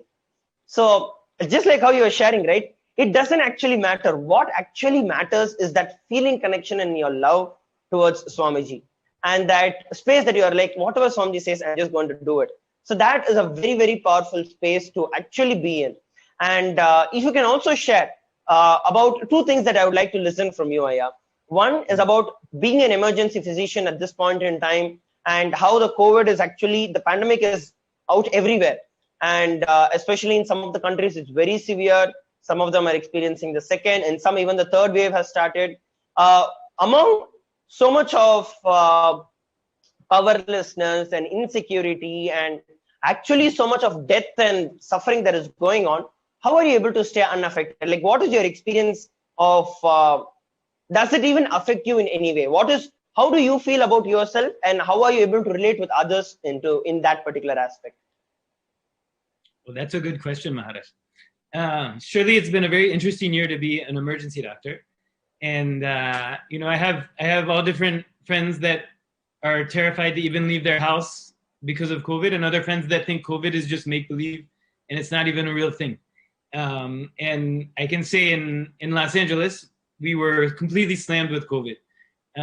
It was November, December, and January. And of course, we've been under lockdown for like a year, basically. I can say the whole time that was going on, we were doing PARAMASHIVAM with Swamiji, right? So the whole world is locked down and afraid in their house and watching some news media and getting terrified. And all day long, I'm watching Swamiji and doing 2As and Zooms and sessions and pujas and yoga and all that. So I'm just in a kind of a state of bliss. And I know whatever is going on is part of a bigger picture. And I know with the blessings of Guru, I'm going to be okay. So there may be a drama going on outside, but it's not in my apartment and it's not in my inner space. Wonderful. And, so, and your relation with others, with respect to how you related with others? Because surely people who come in contact with you, right? So they will also experience the same that you're experiencing. So surely you would have listened from people of those kind. They might have asked you questions and that kind of thing. So what was their reaction when they actually started relating with you? So what I've seen, and I'm seeing even now, see right now in California, we don't have COVID practically because we had so much before and now we have so much vaccines, there's almost none. But still many doctors I'm working with, they have this feeling of kind of like heaviness and despair because the world hasn't gone back to normal. And the way they made sense of their life, it isn't working and they don't know what to do. And then other people, they're still scared of it and worried about the vaccine or worried about another wave and all that. And I'm just in this intense, I just know Devi is coming. even actually before, like way before Swamiji started doing this, I was in a meditation guided by Mahayoga, trying to see the big picture of what's going on. And I very clearly saw Devi is coming in the form of Durga, in the form of Kali, in the form of all the forms of Devi. And whatever is happening in the cosmos that needs to get set right is getting set right. So whatever is going on with COVID and the response to COVID and all that, I just know Devi is here. Just be cool. It's okay. Just be with Devi. You're going to be okay. And so what's happening is just other doctors, they're just really appreciating the space I'm speaking from. And we could be talking about the same thing, but I'm in a space of just optimism and certainty that if people can roll with it and align with what's going on, they're going to be fine. And so more and more, they're kind of like nudging up to me and asking my insights, you could say. Wonderful, Aya. It's really so nice to actually listen. One, how Swamiji has completely protected us throughout this entire COVID pandemic, and literally he's created that bubble where unbreakable bubble, I can say, where nothing from outside can ever penetrate us, be it physically, be it mentally, be it psychologically, because the COVID has impacts in all different levels, physical, psychological, and so many different ways it affects. But Swamiji, by constantly making various different programs, making himself available every time in so many different ways. That is one thing that I have always been astonished, and I've always been like super excited and surprised about Swamiji. He always comes up with something and something. It's always new. When we see that, wow, what more can be more than this? Then he comes up with something much more different and much more powerful, and takes the entire thing through a newer and a much powerful breakthrough. And also, one other thing that I would like to listen from you. How has your your contribution towards the Sarvanya Pita Yajaman? Because of late, there are so many people who are wanting to become the Sarvanya Pita Yajaman, who want to manifest wealth and contribute to Kailasa. How did you contribute it? What are the things that went on in you when you started the contribution? How did you complete, and some challenges that you faced, at the same time, the miracles that you faced? If you could share, so that so many people who are there can listen to the miracles from your life, at the same time be benefited in their life also. Okay, sounds good. So I'm Sarvanyapita Yajaman, right? And that was in 2016 that I made that choice. And people may think as an emergency doctor, you should have enough money and this and that. But my spiritual path was so intense and so consuming that I was not working very much at all initially. And when I first met Swamiji, I was basically kind of out of money and not really wanting to work and just in a state of great uncertainty. And so once I started doing programs, suddenly everything was going great, and I started having money again. And then when the SJP Yajaman came up, I had no desire to do it initially because I still had fears of poverty consciousness and all that. And then finally, just the click happened, just do it, just get on board. And so I pulled stuff from here and there and retirement fund and all that. And I finally did it, but it was like sort of the way I operate. I was really resistant. And then I was just like, okay, fine, let's do it. And then I just did it in like, a few weeks and was done. And I can say just no doubt, other than going to Inner Awakening and meeting Swamiji, it would be the next best thing after that, right? Like the more you can connect with Swamiji, everything you do is the best thing you did. But the SJP Yajaman was definitely a really big leap. It was a leap in terms of my sort of connecting with other Yajamans, connecting with like that group and that group energy. I think in terms of me really affirming my commitment, this is my guru, this is my path, this is what my life is built around. And then a leap in terms of my trust in money and Lakshmi and my relationship with Lakshmi, relationship with the world. And just a big leap in trust in organizations, kind of everything like that. And from the time I did that, I just haven't really had any real money worries. Like I just know I'm set. Not only I'll be okay, like when it's supposed to be like, oh, I have a guru, I'll be okay, that's good. And ultimately we're all okay in the eyes of cosmos and all that. But once you become SJP, even if it costs every penny you have, you just know you never have any legitimate financial concerns the rest of your life. You can try to make something up, but there's no legitimacy to it, right? So it's just a huge relief on that. And then naturally, you just end up becoming wealthy, right? So that even now, I'm not working a huge amount, but that investments have been doing amazing for me. And I'm just seeing my financial situation is totally, like, completely changed from when I first did my first Inner Awakening to when I did the SJP Yajaman and all that. So I always encourage anyone, it's like, if you just put, it's like in Mahabharata, right? The Duryodhana has a choice of the army or Krishna, right? And he picks the army, right? And then Arjuna and the Pandavas, they pick Krishna. Exactly. And then the battle's already over, right? Then it's just letting it play out. Krishna says, once they win against me, it's already finished. Same way, when you go with Swamiji and you become SJP with Swamiji, it's already over. It's already finished. There's nothing to worry. Then it's just, you can just watch it unfold. So it's like the aligning yourself with that energy of being.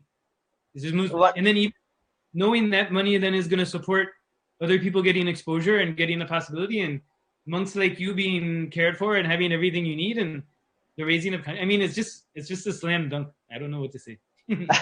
Wow, actually it is such a beautiful sharing. There are 2-3 things that I really wanted to highlight from your sharing. The first thing that you were sharing about telling that as long as you were thinking that when the moment you gave, it was a bigger relief. That is actually something that we have to know, because here most of the time we feel that it is money that actually secures us more and more.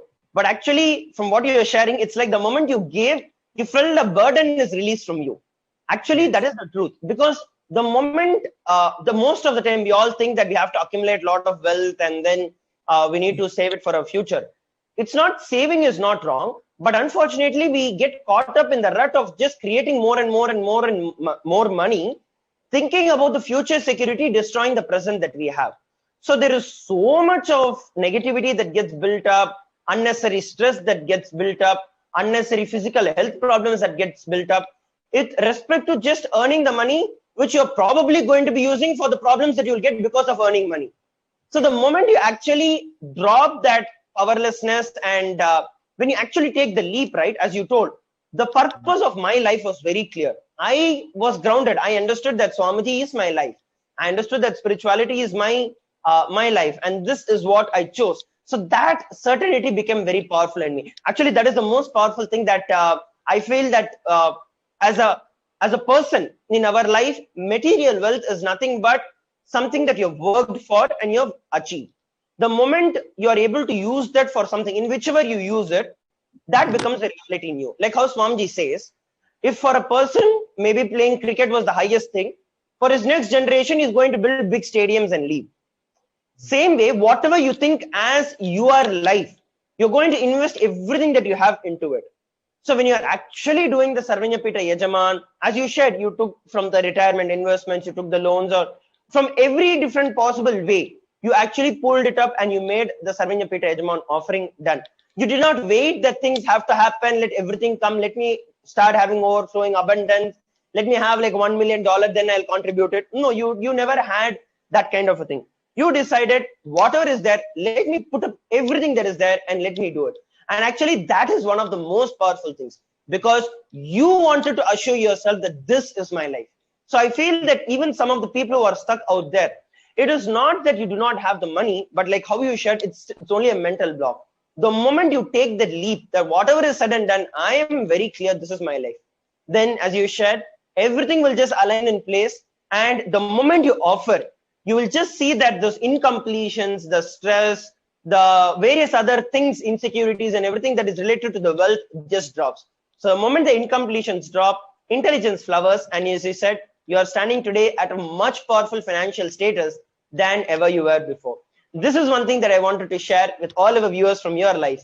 Another thing that I also wanted to share about is the thing that you told, right? The beautiful example that you took from the Mahabharata, where Duryodhana chose the army of Krishna, whereas Arjuna chose Krishna himself. And there it is the slam dunk, as you chose Swamiji over everything else, and that set your life. That's it. And that's actually the most powerful thing, that it's a very simple cognition, it's a very simple act, but that decides the entire life of the entire Mahabharata. As you said, ended at that one point in time when Arjuna chose Krishna. We knew what the war is going to be. And same way, all of us, when we choose Swamiji, and when we choose that he is the ultimate over anything else that exists, whether it's my money, my relationships, whatever is said and done, we get Swamiji and we get what we think we might lose also in our life. But we actually never lose anything. We are only gaining more and more and more and more from everything. So thank you very much for coming to today and sharing with every one of us here. Is there anything else that you'd like to share with our viewers? Yes, Maharaj. Two small things. One, you were saying, someone may say, when I get $1 million, I'll become SJP Yajaman, right? I'll say, when you give everything you have to become SJP Yajaman, then you will become a millionaire. That's Wonderful. the secret. And then the second thing I was going to say is, like you were saying, give up anything for Guru, you'll get what you're giving up and you'll get Guru, right? For anyone who's out there watching right now, because right now Swamiji is doing these darshans, like maybe once or twice a day, I don't know what frequency. And then maybe it's nighttime, maybe it's this, maybe it's that, maybe it's that. The same thing is there. Don't give up the darshan for anything. Don't give up the darshan for 2 hours of sleep or this or that. No. Give up the sleep, take the darshan, you'll get everything you need and more. So really, I know, because I've been with Swamiji as intensively as I can be and watching, what he's doing in these darshans is really, it's really otherworldly. It's really, I mean, it's really it's really PARASHAKTI landing and just showering on all of us, whether our names are said or not. Just being in that presence, watching the Zoom, just connecting with it. Give up anything for that. Don't let anything get in the way of that, is my encouragement to anyone who's watching. Just be with such a wonderful opportunity we're having. So thank you, Maharaj. Thank you very much for joining us today and sharing your experience with every one of us here. And I'm looking forward to much more experiences from you and much more sharings from you in the near future. Thank you, Aya, for joining us in the panel today. Nithyanandam. And so there was another exciting and a very powerful sharing from Peter Bloomfield Aya, where he shared some of the most important things in our life and from his own life. As he shared, choose the Guru over everything else. You start and you will see that everything happens in our life. As long as you wait for everything else to happen, you're still going to be stuck in those incompletions because you still think something else is more important, something else is higher than Paramashiva. As long as you're stuck in that, you are never going to be able to get out of this rut. So as he said, jump in and then you will see everything manifest and changes in your life. And I hope that all the viewers who are watching us live are able to experience, are able to understand how they can prepare themselves to receive Devi Parashakti in their life, to receive the blessings of Devi Parashakti in their life, whether you want to manifest wealth, whether you want to manifest health, relationships, financial status, whatever it might be. Just these different sharings, the miracles that people are sharing, especially Peter Bloomfield Aya from a completely different culture who doesn't understand the Tamil language and completely different, but how he is also able to experience it.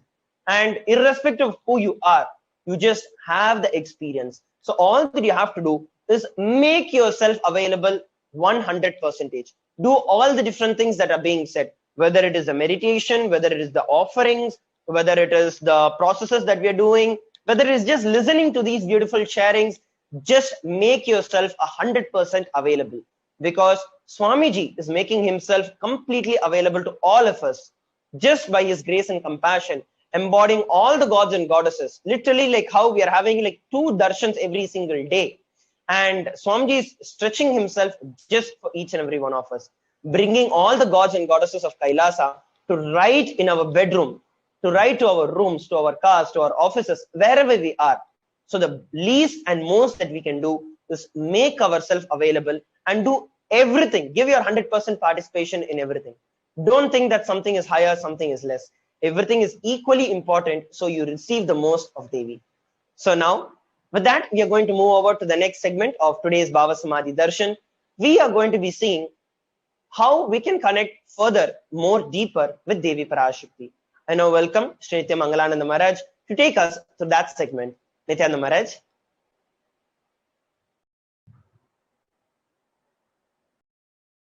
Yes, thank you so much, Sundareshwara Maharaj. Let's enter into the next segment of offerings which we can make towards Devi Parashakti.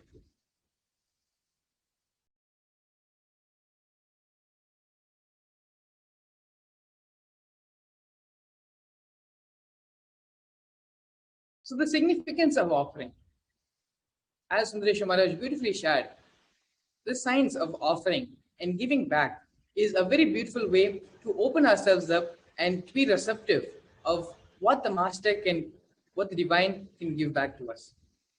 So in the significance of offering, there are 2 parts in it. One is the giving and second is the accepting. Only when the divine accepts what one offers, the offering becomes complete. Offerings are not made out of fear, nor are they made out of greed. When the avatar lands on the planet, the offerings are purely a part of the grand Leela played out for the sole purpose of enlightenment.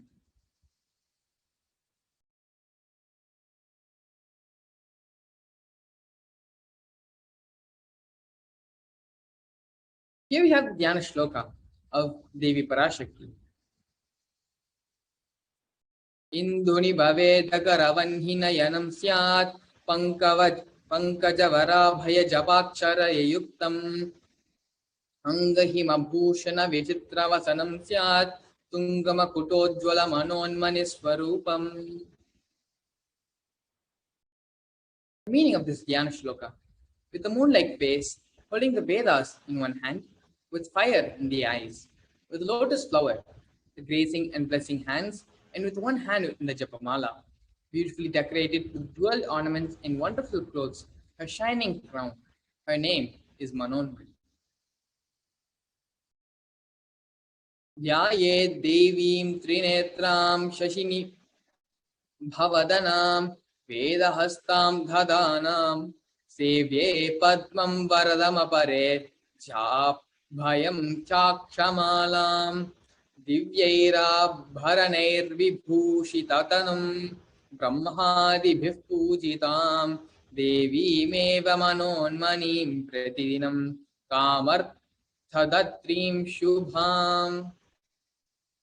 This is another Dhyana shloka on the Devi Manonmani. I made it on Devi with the three eyes, glowing like a moon and holding the Vedas lotus and gracing the whole world with a blessing and gracing hands. She is wearing the beautiful ornaments and is worshipped by Brahma and all the other gods and showers auspicious boons for all actions every day. Here we have the significance of the divine element of gold. Gold is a divine element. It purifies anything it touches. It is an element of spiritual significance and great spiritual power of healing and enlightening. The vibration of gold has the power to induce sattva energy and positive thought currents in anyone who wears and anyone who sees or operates in its vicinity. The significance of gold is mentioned in various places in Hindu scriptures, and here we have a reference from the Atharva Veda. The triply born by birth is this gold. From the atoms of Agni is one. It becomes dearest to Agni. One fell away from the Soma when it was hurt. One they call the seed of virtues and powerful Apaha, the watery molecules. Let that triple gold be for your long life. Gold is present in all the Hindu scriptures, such as the Agamas, Vedas, Shrutis, Smritis, Itihasas, and Puranas. In all the Hindu scriptures, it is abundantly displayed that gold is the most auspicious and purest metal, which purifies our being. In the Hindu civilization, everything was built in gold, exchanged in gold. Ritual feasts were offered in gold. When one was to be saved from life-threatening illnesses, gold was used as the offering for the ritual fee. Gold was in abundance and used for weighing equivalent amounts for commodities such as cows. Kingdoms were built with huge doors of gold. The streets would have huge columns and archways made of gold. Horses and cows were dressed up in gold. The Hindu civilization thrived on the banks of the river of gold. The Indus River was called the Hirnamaya, the river of gold in the Rig Veda. The river Saraswati was called the Hiranyavartini in the Atharva Veda. Gold is the supreme element for offering gifts to the ones you love and revere. Temples are constructed and paved in gold. Deities are made in gold and decked and adorned in gold because it preserves the enlightenment energy for thousands of years. It lasts forever.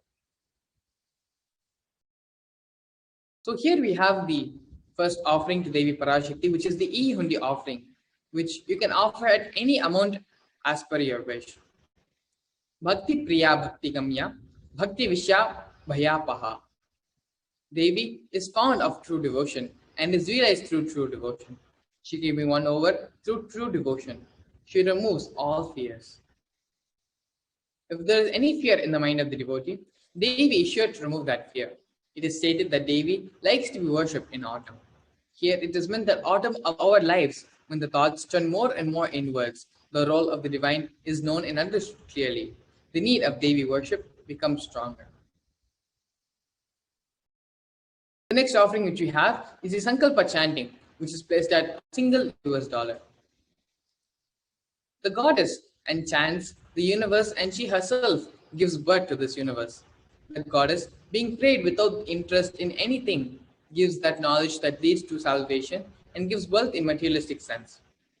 This reference is taken from the Devi Mahatmyam, 12th chapter, 34th verse.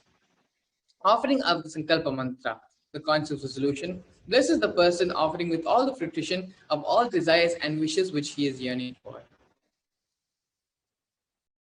The next offering which we have here is the offering of the Sahasranama Swarnakasu, placed at $75 US, $151 US, and $251 US. This Sharta Pramana for this offering is taken from the Lalita Sahasranama, 731st verse. Nama Parayana Prita, she who likes the repetition of her various names.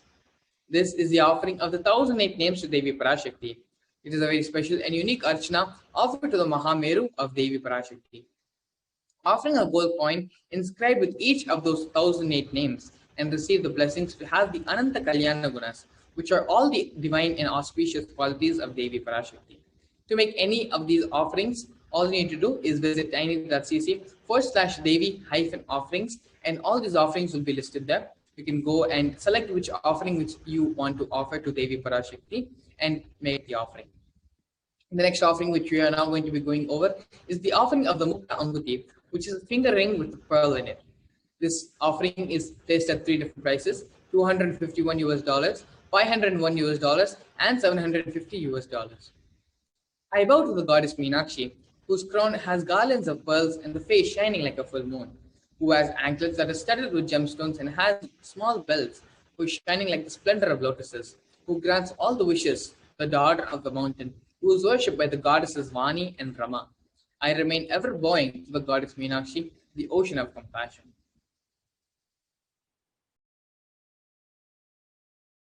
Offering the pearl finger ring to Devi Parashakti blesses the Yajaman and is showered by her compassion and love and success in all business endeavors. Again, to make this offering of the Mukta Anguti to Devi Parashakti, you can visit the link tiny.cc/Devi-offerings. Next offering which we have is the Swarna Patna Pushpam, which is the golden lotus, placed at $600 US. This is taken from the Kamika Agama. All the kalashas should be wound around with suitable thread and covered with new cloth. They should be adorned with lotus flowers made of gold. There are hundreds of scriptural references for using lotus in the worship of Paramashiva.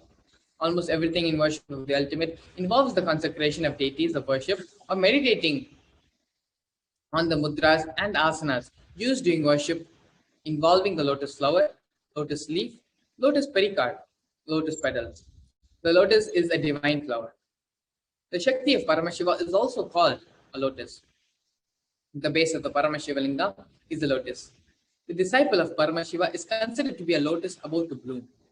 Offering the golden lotus in any size you wish to be and be blessed to have the state, space, powers and being of Devi in your inner space amidst any and every adverse situation in your life.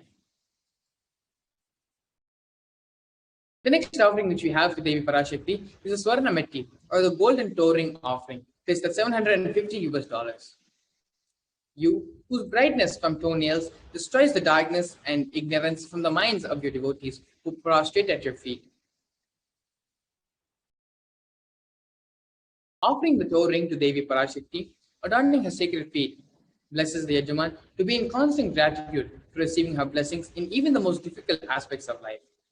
To make this offering of the Swarna Metti, the golden toe ring offering, placed at $750 US, you can visit tiny.cc/Devi-offerings. The next offering which we have to Devi Parashakti is the Swarna Mangtika, which is the golden hairline jewel, placed at $750 US.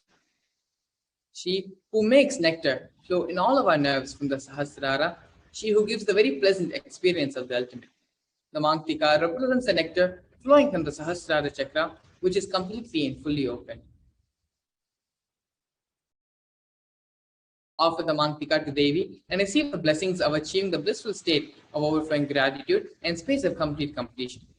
The Swarna Mangtika is placed at $750 US, and to make this offering to Devi Parashakti, all you need to do is visit the link tiny.cc/Devi-offerings. The next offering which we have is the offering of the Pratyaksha Pada Puja. The illumining splendor of Devi's toenails dispels the darkness and ignorance in the devotees of prostrating at her feet. Her feet defeat the lotus even in beauty. This is taken from the 83rd shlokam of the Saundarya Lahari, which states that the nails have been sharpened by constantly being touched by the crowns of celestial beings who always prostrate before Devi. Tamoguna is darkness. In the stotram, tamas is indicative of ignorance in the minds of the devotees. By constantly prostrating before Devi, the ignorance is removed and they attain knowledge. Offering the Pratyaksha Pada Puja blesses the Yajaman with all the auspiciousness and blessings of the Supreme Pontiff of Hinduism, Bhagavan Sri Nithyananda Parameshwaram. The next seva which we have here is the seva of the Vastra Seva, placed at $1,008 US. You can again make all of these offerings visiting the link tiny.cc/Devi-offerings. So going over all the offerings which we have present here, which you can make to Devi PARASHAKTI, starting with the E-Hindi offering, which can be made at any amount of your choosing.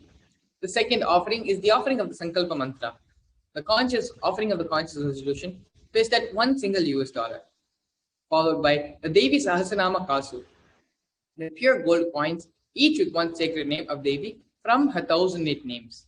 This offering is placed at 3 different prices: $75 US, $157 US, and $251 US. The next offering is the Mukta Ambuti, which is the pearl fingering offering, placed at $251 US, $501 US, and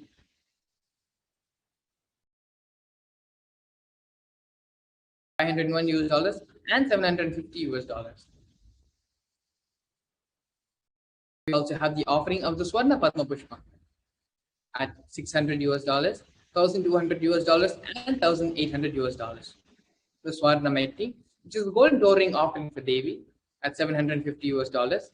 The Swarna Mangtika, the golden hairline jewel, at $750. The Pratyaksha Paga Puja at $1,008 US, and the Vastra Seva, again at $1,008 US.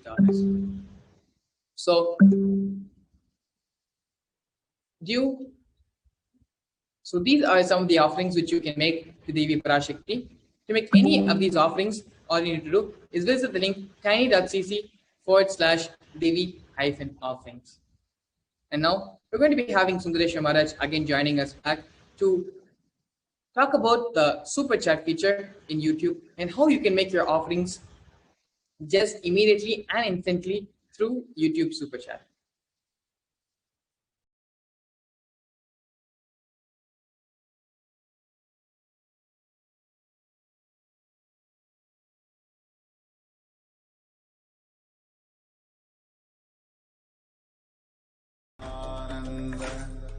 PARAMASHIVAM. Om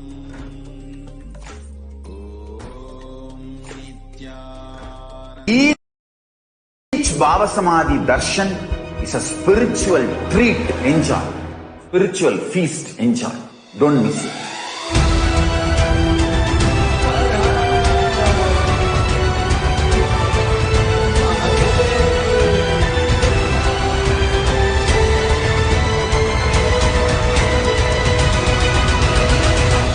Never miss a Bhava Samadhi Darshan.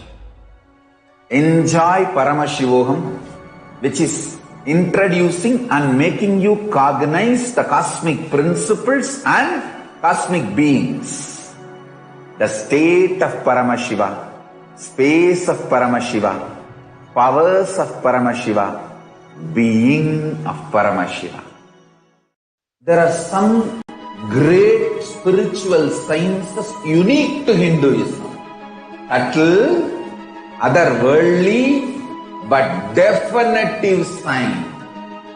Manifesting the cosmic beings in Archavatara, deities in Nijavatara, living incarnations is possible. Understand? Kriya Pada of Vedas and Agamas elaborately explain the whole science of making the cosmic beings manifest in Archavatara, deities and Nijavatara, living incarnations, both. During the Bhava Samadhi Darshan, literally those cosmic beings manifest through this body. Just like how they manifest in Archavatara, deity, they manifest in Nijavatara, Pratyakshavatara, and give you all the boons you ask, bless you. You see, each God is an independent intelligence to lead you to enlightenment. Each God is a bridge for you to achieve the Shivatva, the ultimate Shiva consciousness. Krishna is the bridge for you to achieve the Krishna consciousness. But Shiva consciousness, Krishna consciousness, all consciousness is one and the same. Ultimate consciousness only. So that energy itself completely expresses. Just like Radhika, when I see my own sweetness in the mirror, I become eager to taste it. I find that the only way to relish this sweetness is through the constitution of Sri Radhika. Bhava Samadhi Darshan is a window to the infinite expanse of consciousness, allowing us to glimpse the formless in a way that we can understand. It cleanses the karmas of lifetimes. It awakens our biomemory to the space of Paramashiva, the ultimate consciousness, and creates a deep and lasting transformation in us.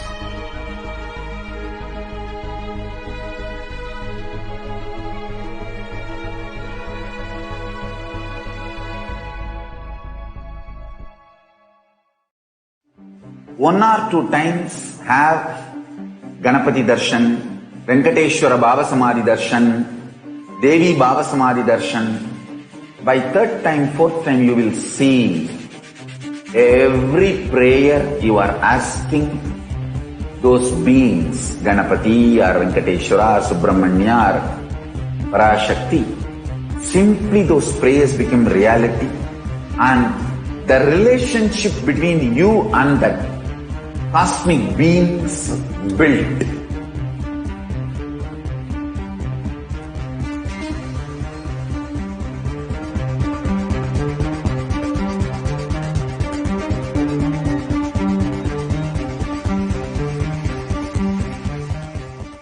I tell you, each Baba Samadhi Darshan is a spiritual treat, enjoy.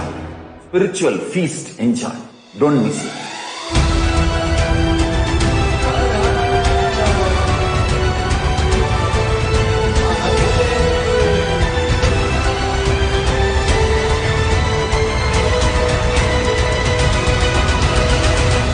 Never miss a Baba Samadhi Darshan. Enjoy PARAMASHIVAM, which is introducing and making you cognize the cosmic principles and cosmic beings. The state of Paramashiva, space of Paramashiva, powers of Paramashiva, being of Paramashiva. There are some great spiritual sciences unique to Hinduism. Subtle, otherworldly, but definitive sign. Manifesting the cosmic beings in Archavatara, deities, in Nijavatara, living incarnations is possible. Understand? Kriya Pada of Vedas and Agamas elaborately explain the whole science of making the cosmic beings manifest in Archavatara, deities, and Nijavatara, living incarnations, both. During the Baba Samadhi Darshan, literally those cosmic beings manifest through this body. Just like how they manifest in Archavatara, deity, they manifest in Nijavatara, Pratyakshavatara, and give you all the boons you ask, bless you. You see, each God is an independent intelligence to lead you to enlightenment. Each God is a bridge for you to achieve the Shivatva, the ultimate Shiva consciousness. Krishna is the bridge for you to achieve the Krishna consciousness. But Shiva consciousness, Krishna consciousness, all consciousness is one and the same. Ultimate consciousness only. So that energy itself completely expresses.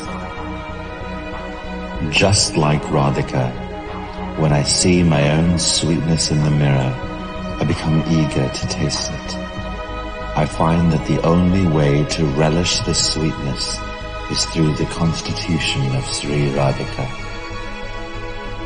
Bhava Samadhi Darshan is a window to the infinite expanse of consciousness, allowing us to glimpse the formless in a way that we can understand. It cleanses the karmas of lifetimes.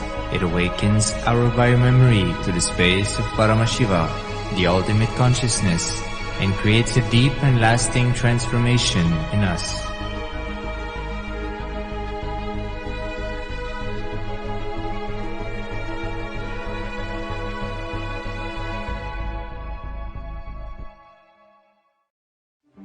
One or two times have Ganapati Darshan, Venkateshwara Baba Samadhi Darshan, Devi Baba Samadhi Darshan.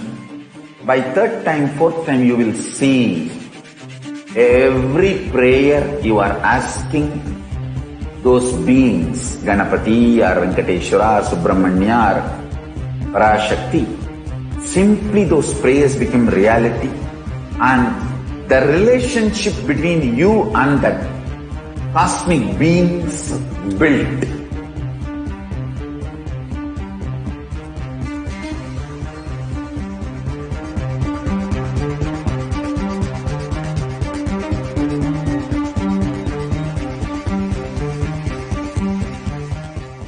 I tell you, each Bhava Samadhi darshan is a spiritual treat, enjoy. Spiritual feast, enjoy. Don't miss it.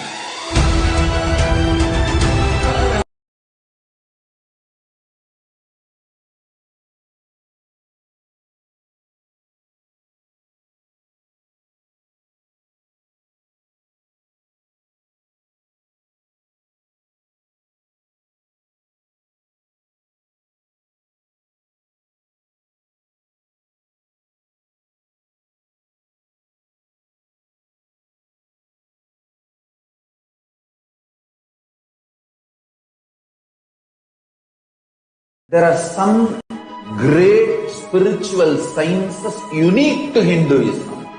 Subtle,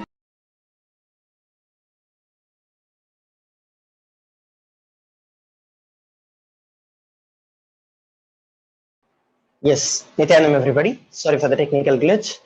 And due to the intense samadhi of the Supreme Pontiff of Hinduism, will not be having the Bhava Samadhi Darshan of Swamiji now. I request all the viewers and participants who are watching us live from all across to see the Supreme official page, Facebook page of the Supreme Pontiff of Hinduism for updated notifications on when the next Bhava Samadhi Darshan will be held. Once again, I'd like to repeat that due to intense samadhi of the Supreme Pontiff of Hinduism, will not be having the Bhava Samadhi Darshan of the Supreme Pontiff of Hinduism now. Instead, the time for the next Bhava Samadhi Darshan will be posted for every one of us during, the time for the next Bhava Samadhi Darshan will be posted for every one of us in the Facebook. So I request every one of you to follow that for the same. So now, as we saw about the various different saving offerings for Devi ParaShakti, we're going to be looking at how we can actually use a very beautiful opportunity that is there about the offerings, which is available in the YouTube for every one of us. It's called as the YouTube Super Chat. So we're going to spend some time looking at how we can make these offerings happen so that you can all receive the grace and the blessings of Devi ParaShakti. So I'll now be sharing my screen and showing every one of you how that can be done. So here, as you all can see, this is the very live screen that I'm sharing with every one of you. So under this live stream, all that you have to do is just go over to the official Facebook page, official Facebook channel, under which the live is actually running. This live is going on. And for those of you who do not know the official channel name, it is Kailasa's SPH Nithyananda. So if you actually search for that, you'll be able to receive it directly. You'll be able to see the live. So go over to Kailasa's SPH Nithyananda and just scroll down towards the chat option. In the chat, you'll be able to find the place where you can say something. At the same time, you also have opportunities where you can, beside the smiley emoji, there is this box with a dollar symbol in it. So that is actually the option for the super chat. So before you actually enable this, or before you get to actually comment anything, the YouTube would ask you to create a channel on your name. So if you have not yet created a channel on your name, then you can always go ahead and just click on that and just click on create a channel. And as soon as you click on create a channel, it'll automatically redirect you. You just have to follow the simple procedures and steps. Then it'll enable you. You will be able to see this option. So here you can go over, click on the dollar symbol. And once you click on the dollar symbol, you have the option for the super chat and the super sticker. So you click on the super chat option. And under the super chat option, you can select any amount of money that you want to offer to Devi ParaShakti, right from 20 INR that is there. You can offer to any amount of money till 10,000 rupees. Based on your local currency that is there, you can just select which amount of money that you want to offer and just click on buy and send. So the moment you do click on the buy and send, it will be leading you into the payment detail form. You can add your credit or debit card details, or in those of your countries where the UPI ID is enabled, you can also make a bank transfer using that. So here I'm showing how we can add the credit card details. So you just have to enter the card number, and once you're entering the card number, all you have to do is click on buy, and that's it. You will see that you have bought it, and it'll actually show up here. So as you can see, we have Maria Perez who's offered $1. So like this, I request every one of you who are watching us live to offer. So here we also have Omo Sharing offering $4.99, and we have Shakuntala Devi offering $2 Canadian, and Mariam Dawood offering Australian dollars 4.49, and we have Pigel offering $1, $1 Canadian, Ma Jalandarananda offering $2 US, Devi Scular offering $5.08, and we have Ma Andrea offering $10. You have Carola Tockler offering 2.29 pounds. So like these, I request every one of you to go over and you can make this offering to Devi Parashakti, and you'll be able to, the offering, the very purpose of offering, as we've always been sharing, it is for the beautiful space of gratitude to flower in every one of us. And that is the one and most important reason why we are doing this. So now I'd also like to take once more to show you all how this can be done. So first thing that you'll have to go over is to go over to youtube.com, and then you can go there and search for SPH Nithyananda. So as soon as you search, you can just go to YouTube and paste. So here, once you search for Kailasa's SPH Nithyananda, just click on the search. And the moment you do it, this is the official channel of Swamiji. If you have not yet subscribed, you can go over and subscribe. And just under that, immediately you're able to see the live that is running. So just go over and click on the live. And then you'll be immediately redirected to this page where the live is there. And just scroll a little down, you'll be able to see the chat. Of course, in the Mac, it'll be a little different. And based on the operating system that you're using, it might be a little different. But you can always go towards the chat section. And from the chat, it'll ask you, you can go over, try to comment it. If it does not allow you to comment, you can always, it'll ask you to first create a channel so you can be part of it. If you've not yet created a channel on your name, just go and click over, create channel. It's a simple procedure that the Google itself takes you towards. So you can just click on that. And the next thing that you'll have to do is once the channel is created, you'll be redirected back to this very page. And under this page, once again, you can go over and click on the dollar symbol that is there beside the smiley emoji. So click on that, and then you have the option for the super chat or the super sticker. So you can click on the super chat. Under the super chat, you have any amount of money that you want to offer based on your local currency. You can choose the amount of currency. If you want to have any personalized message that you want to put, you can also type it out here. And then just go and click on buy and send.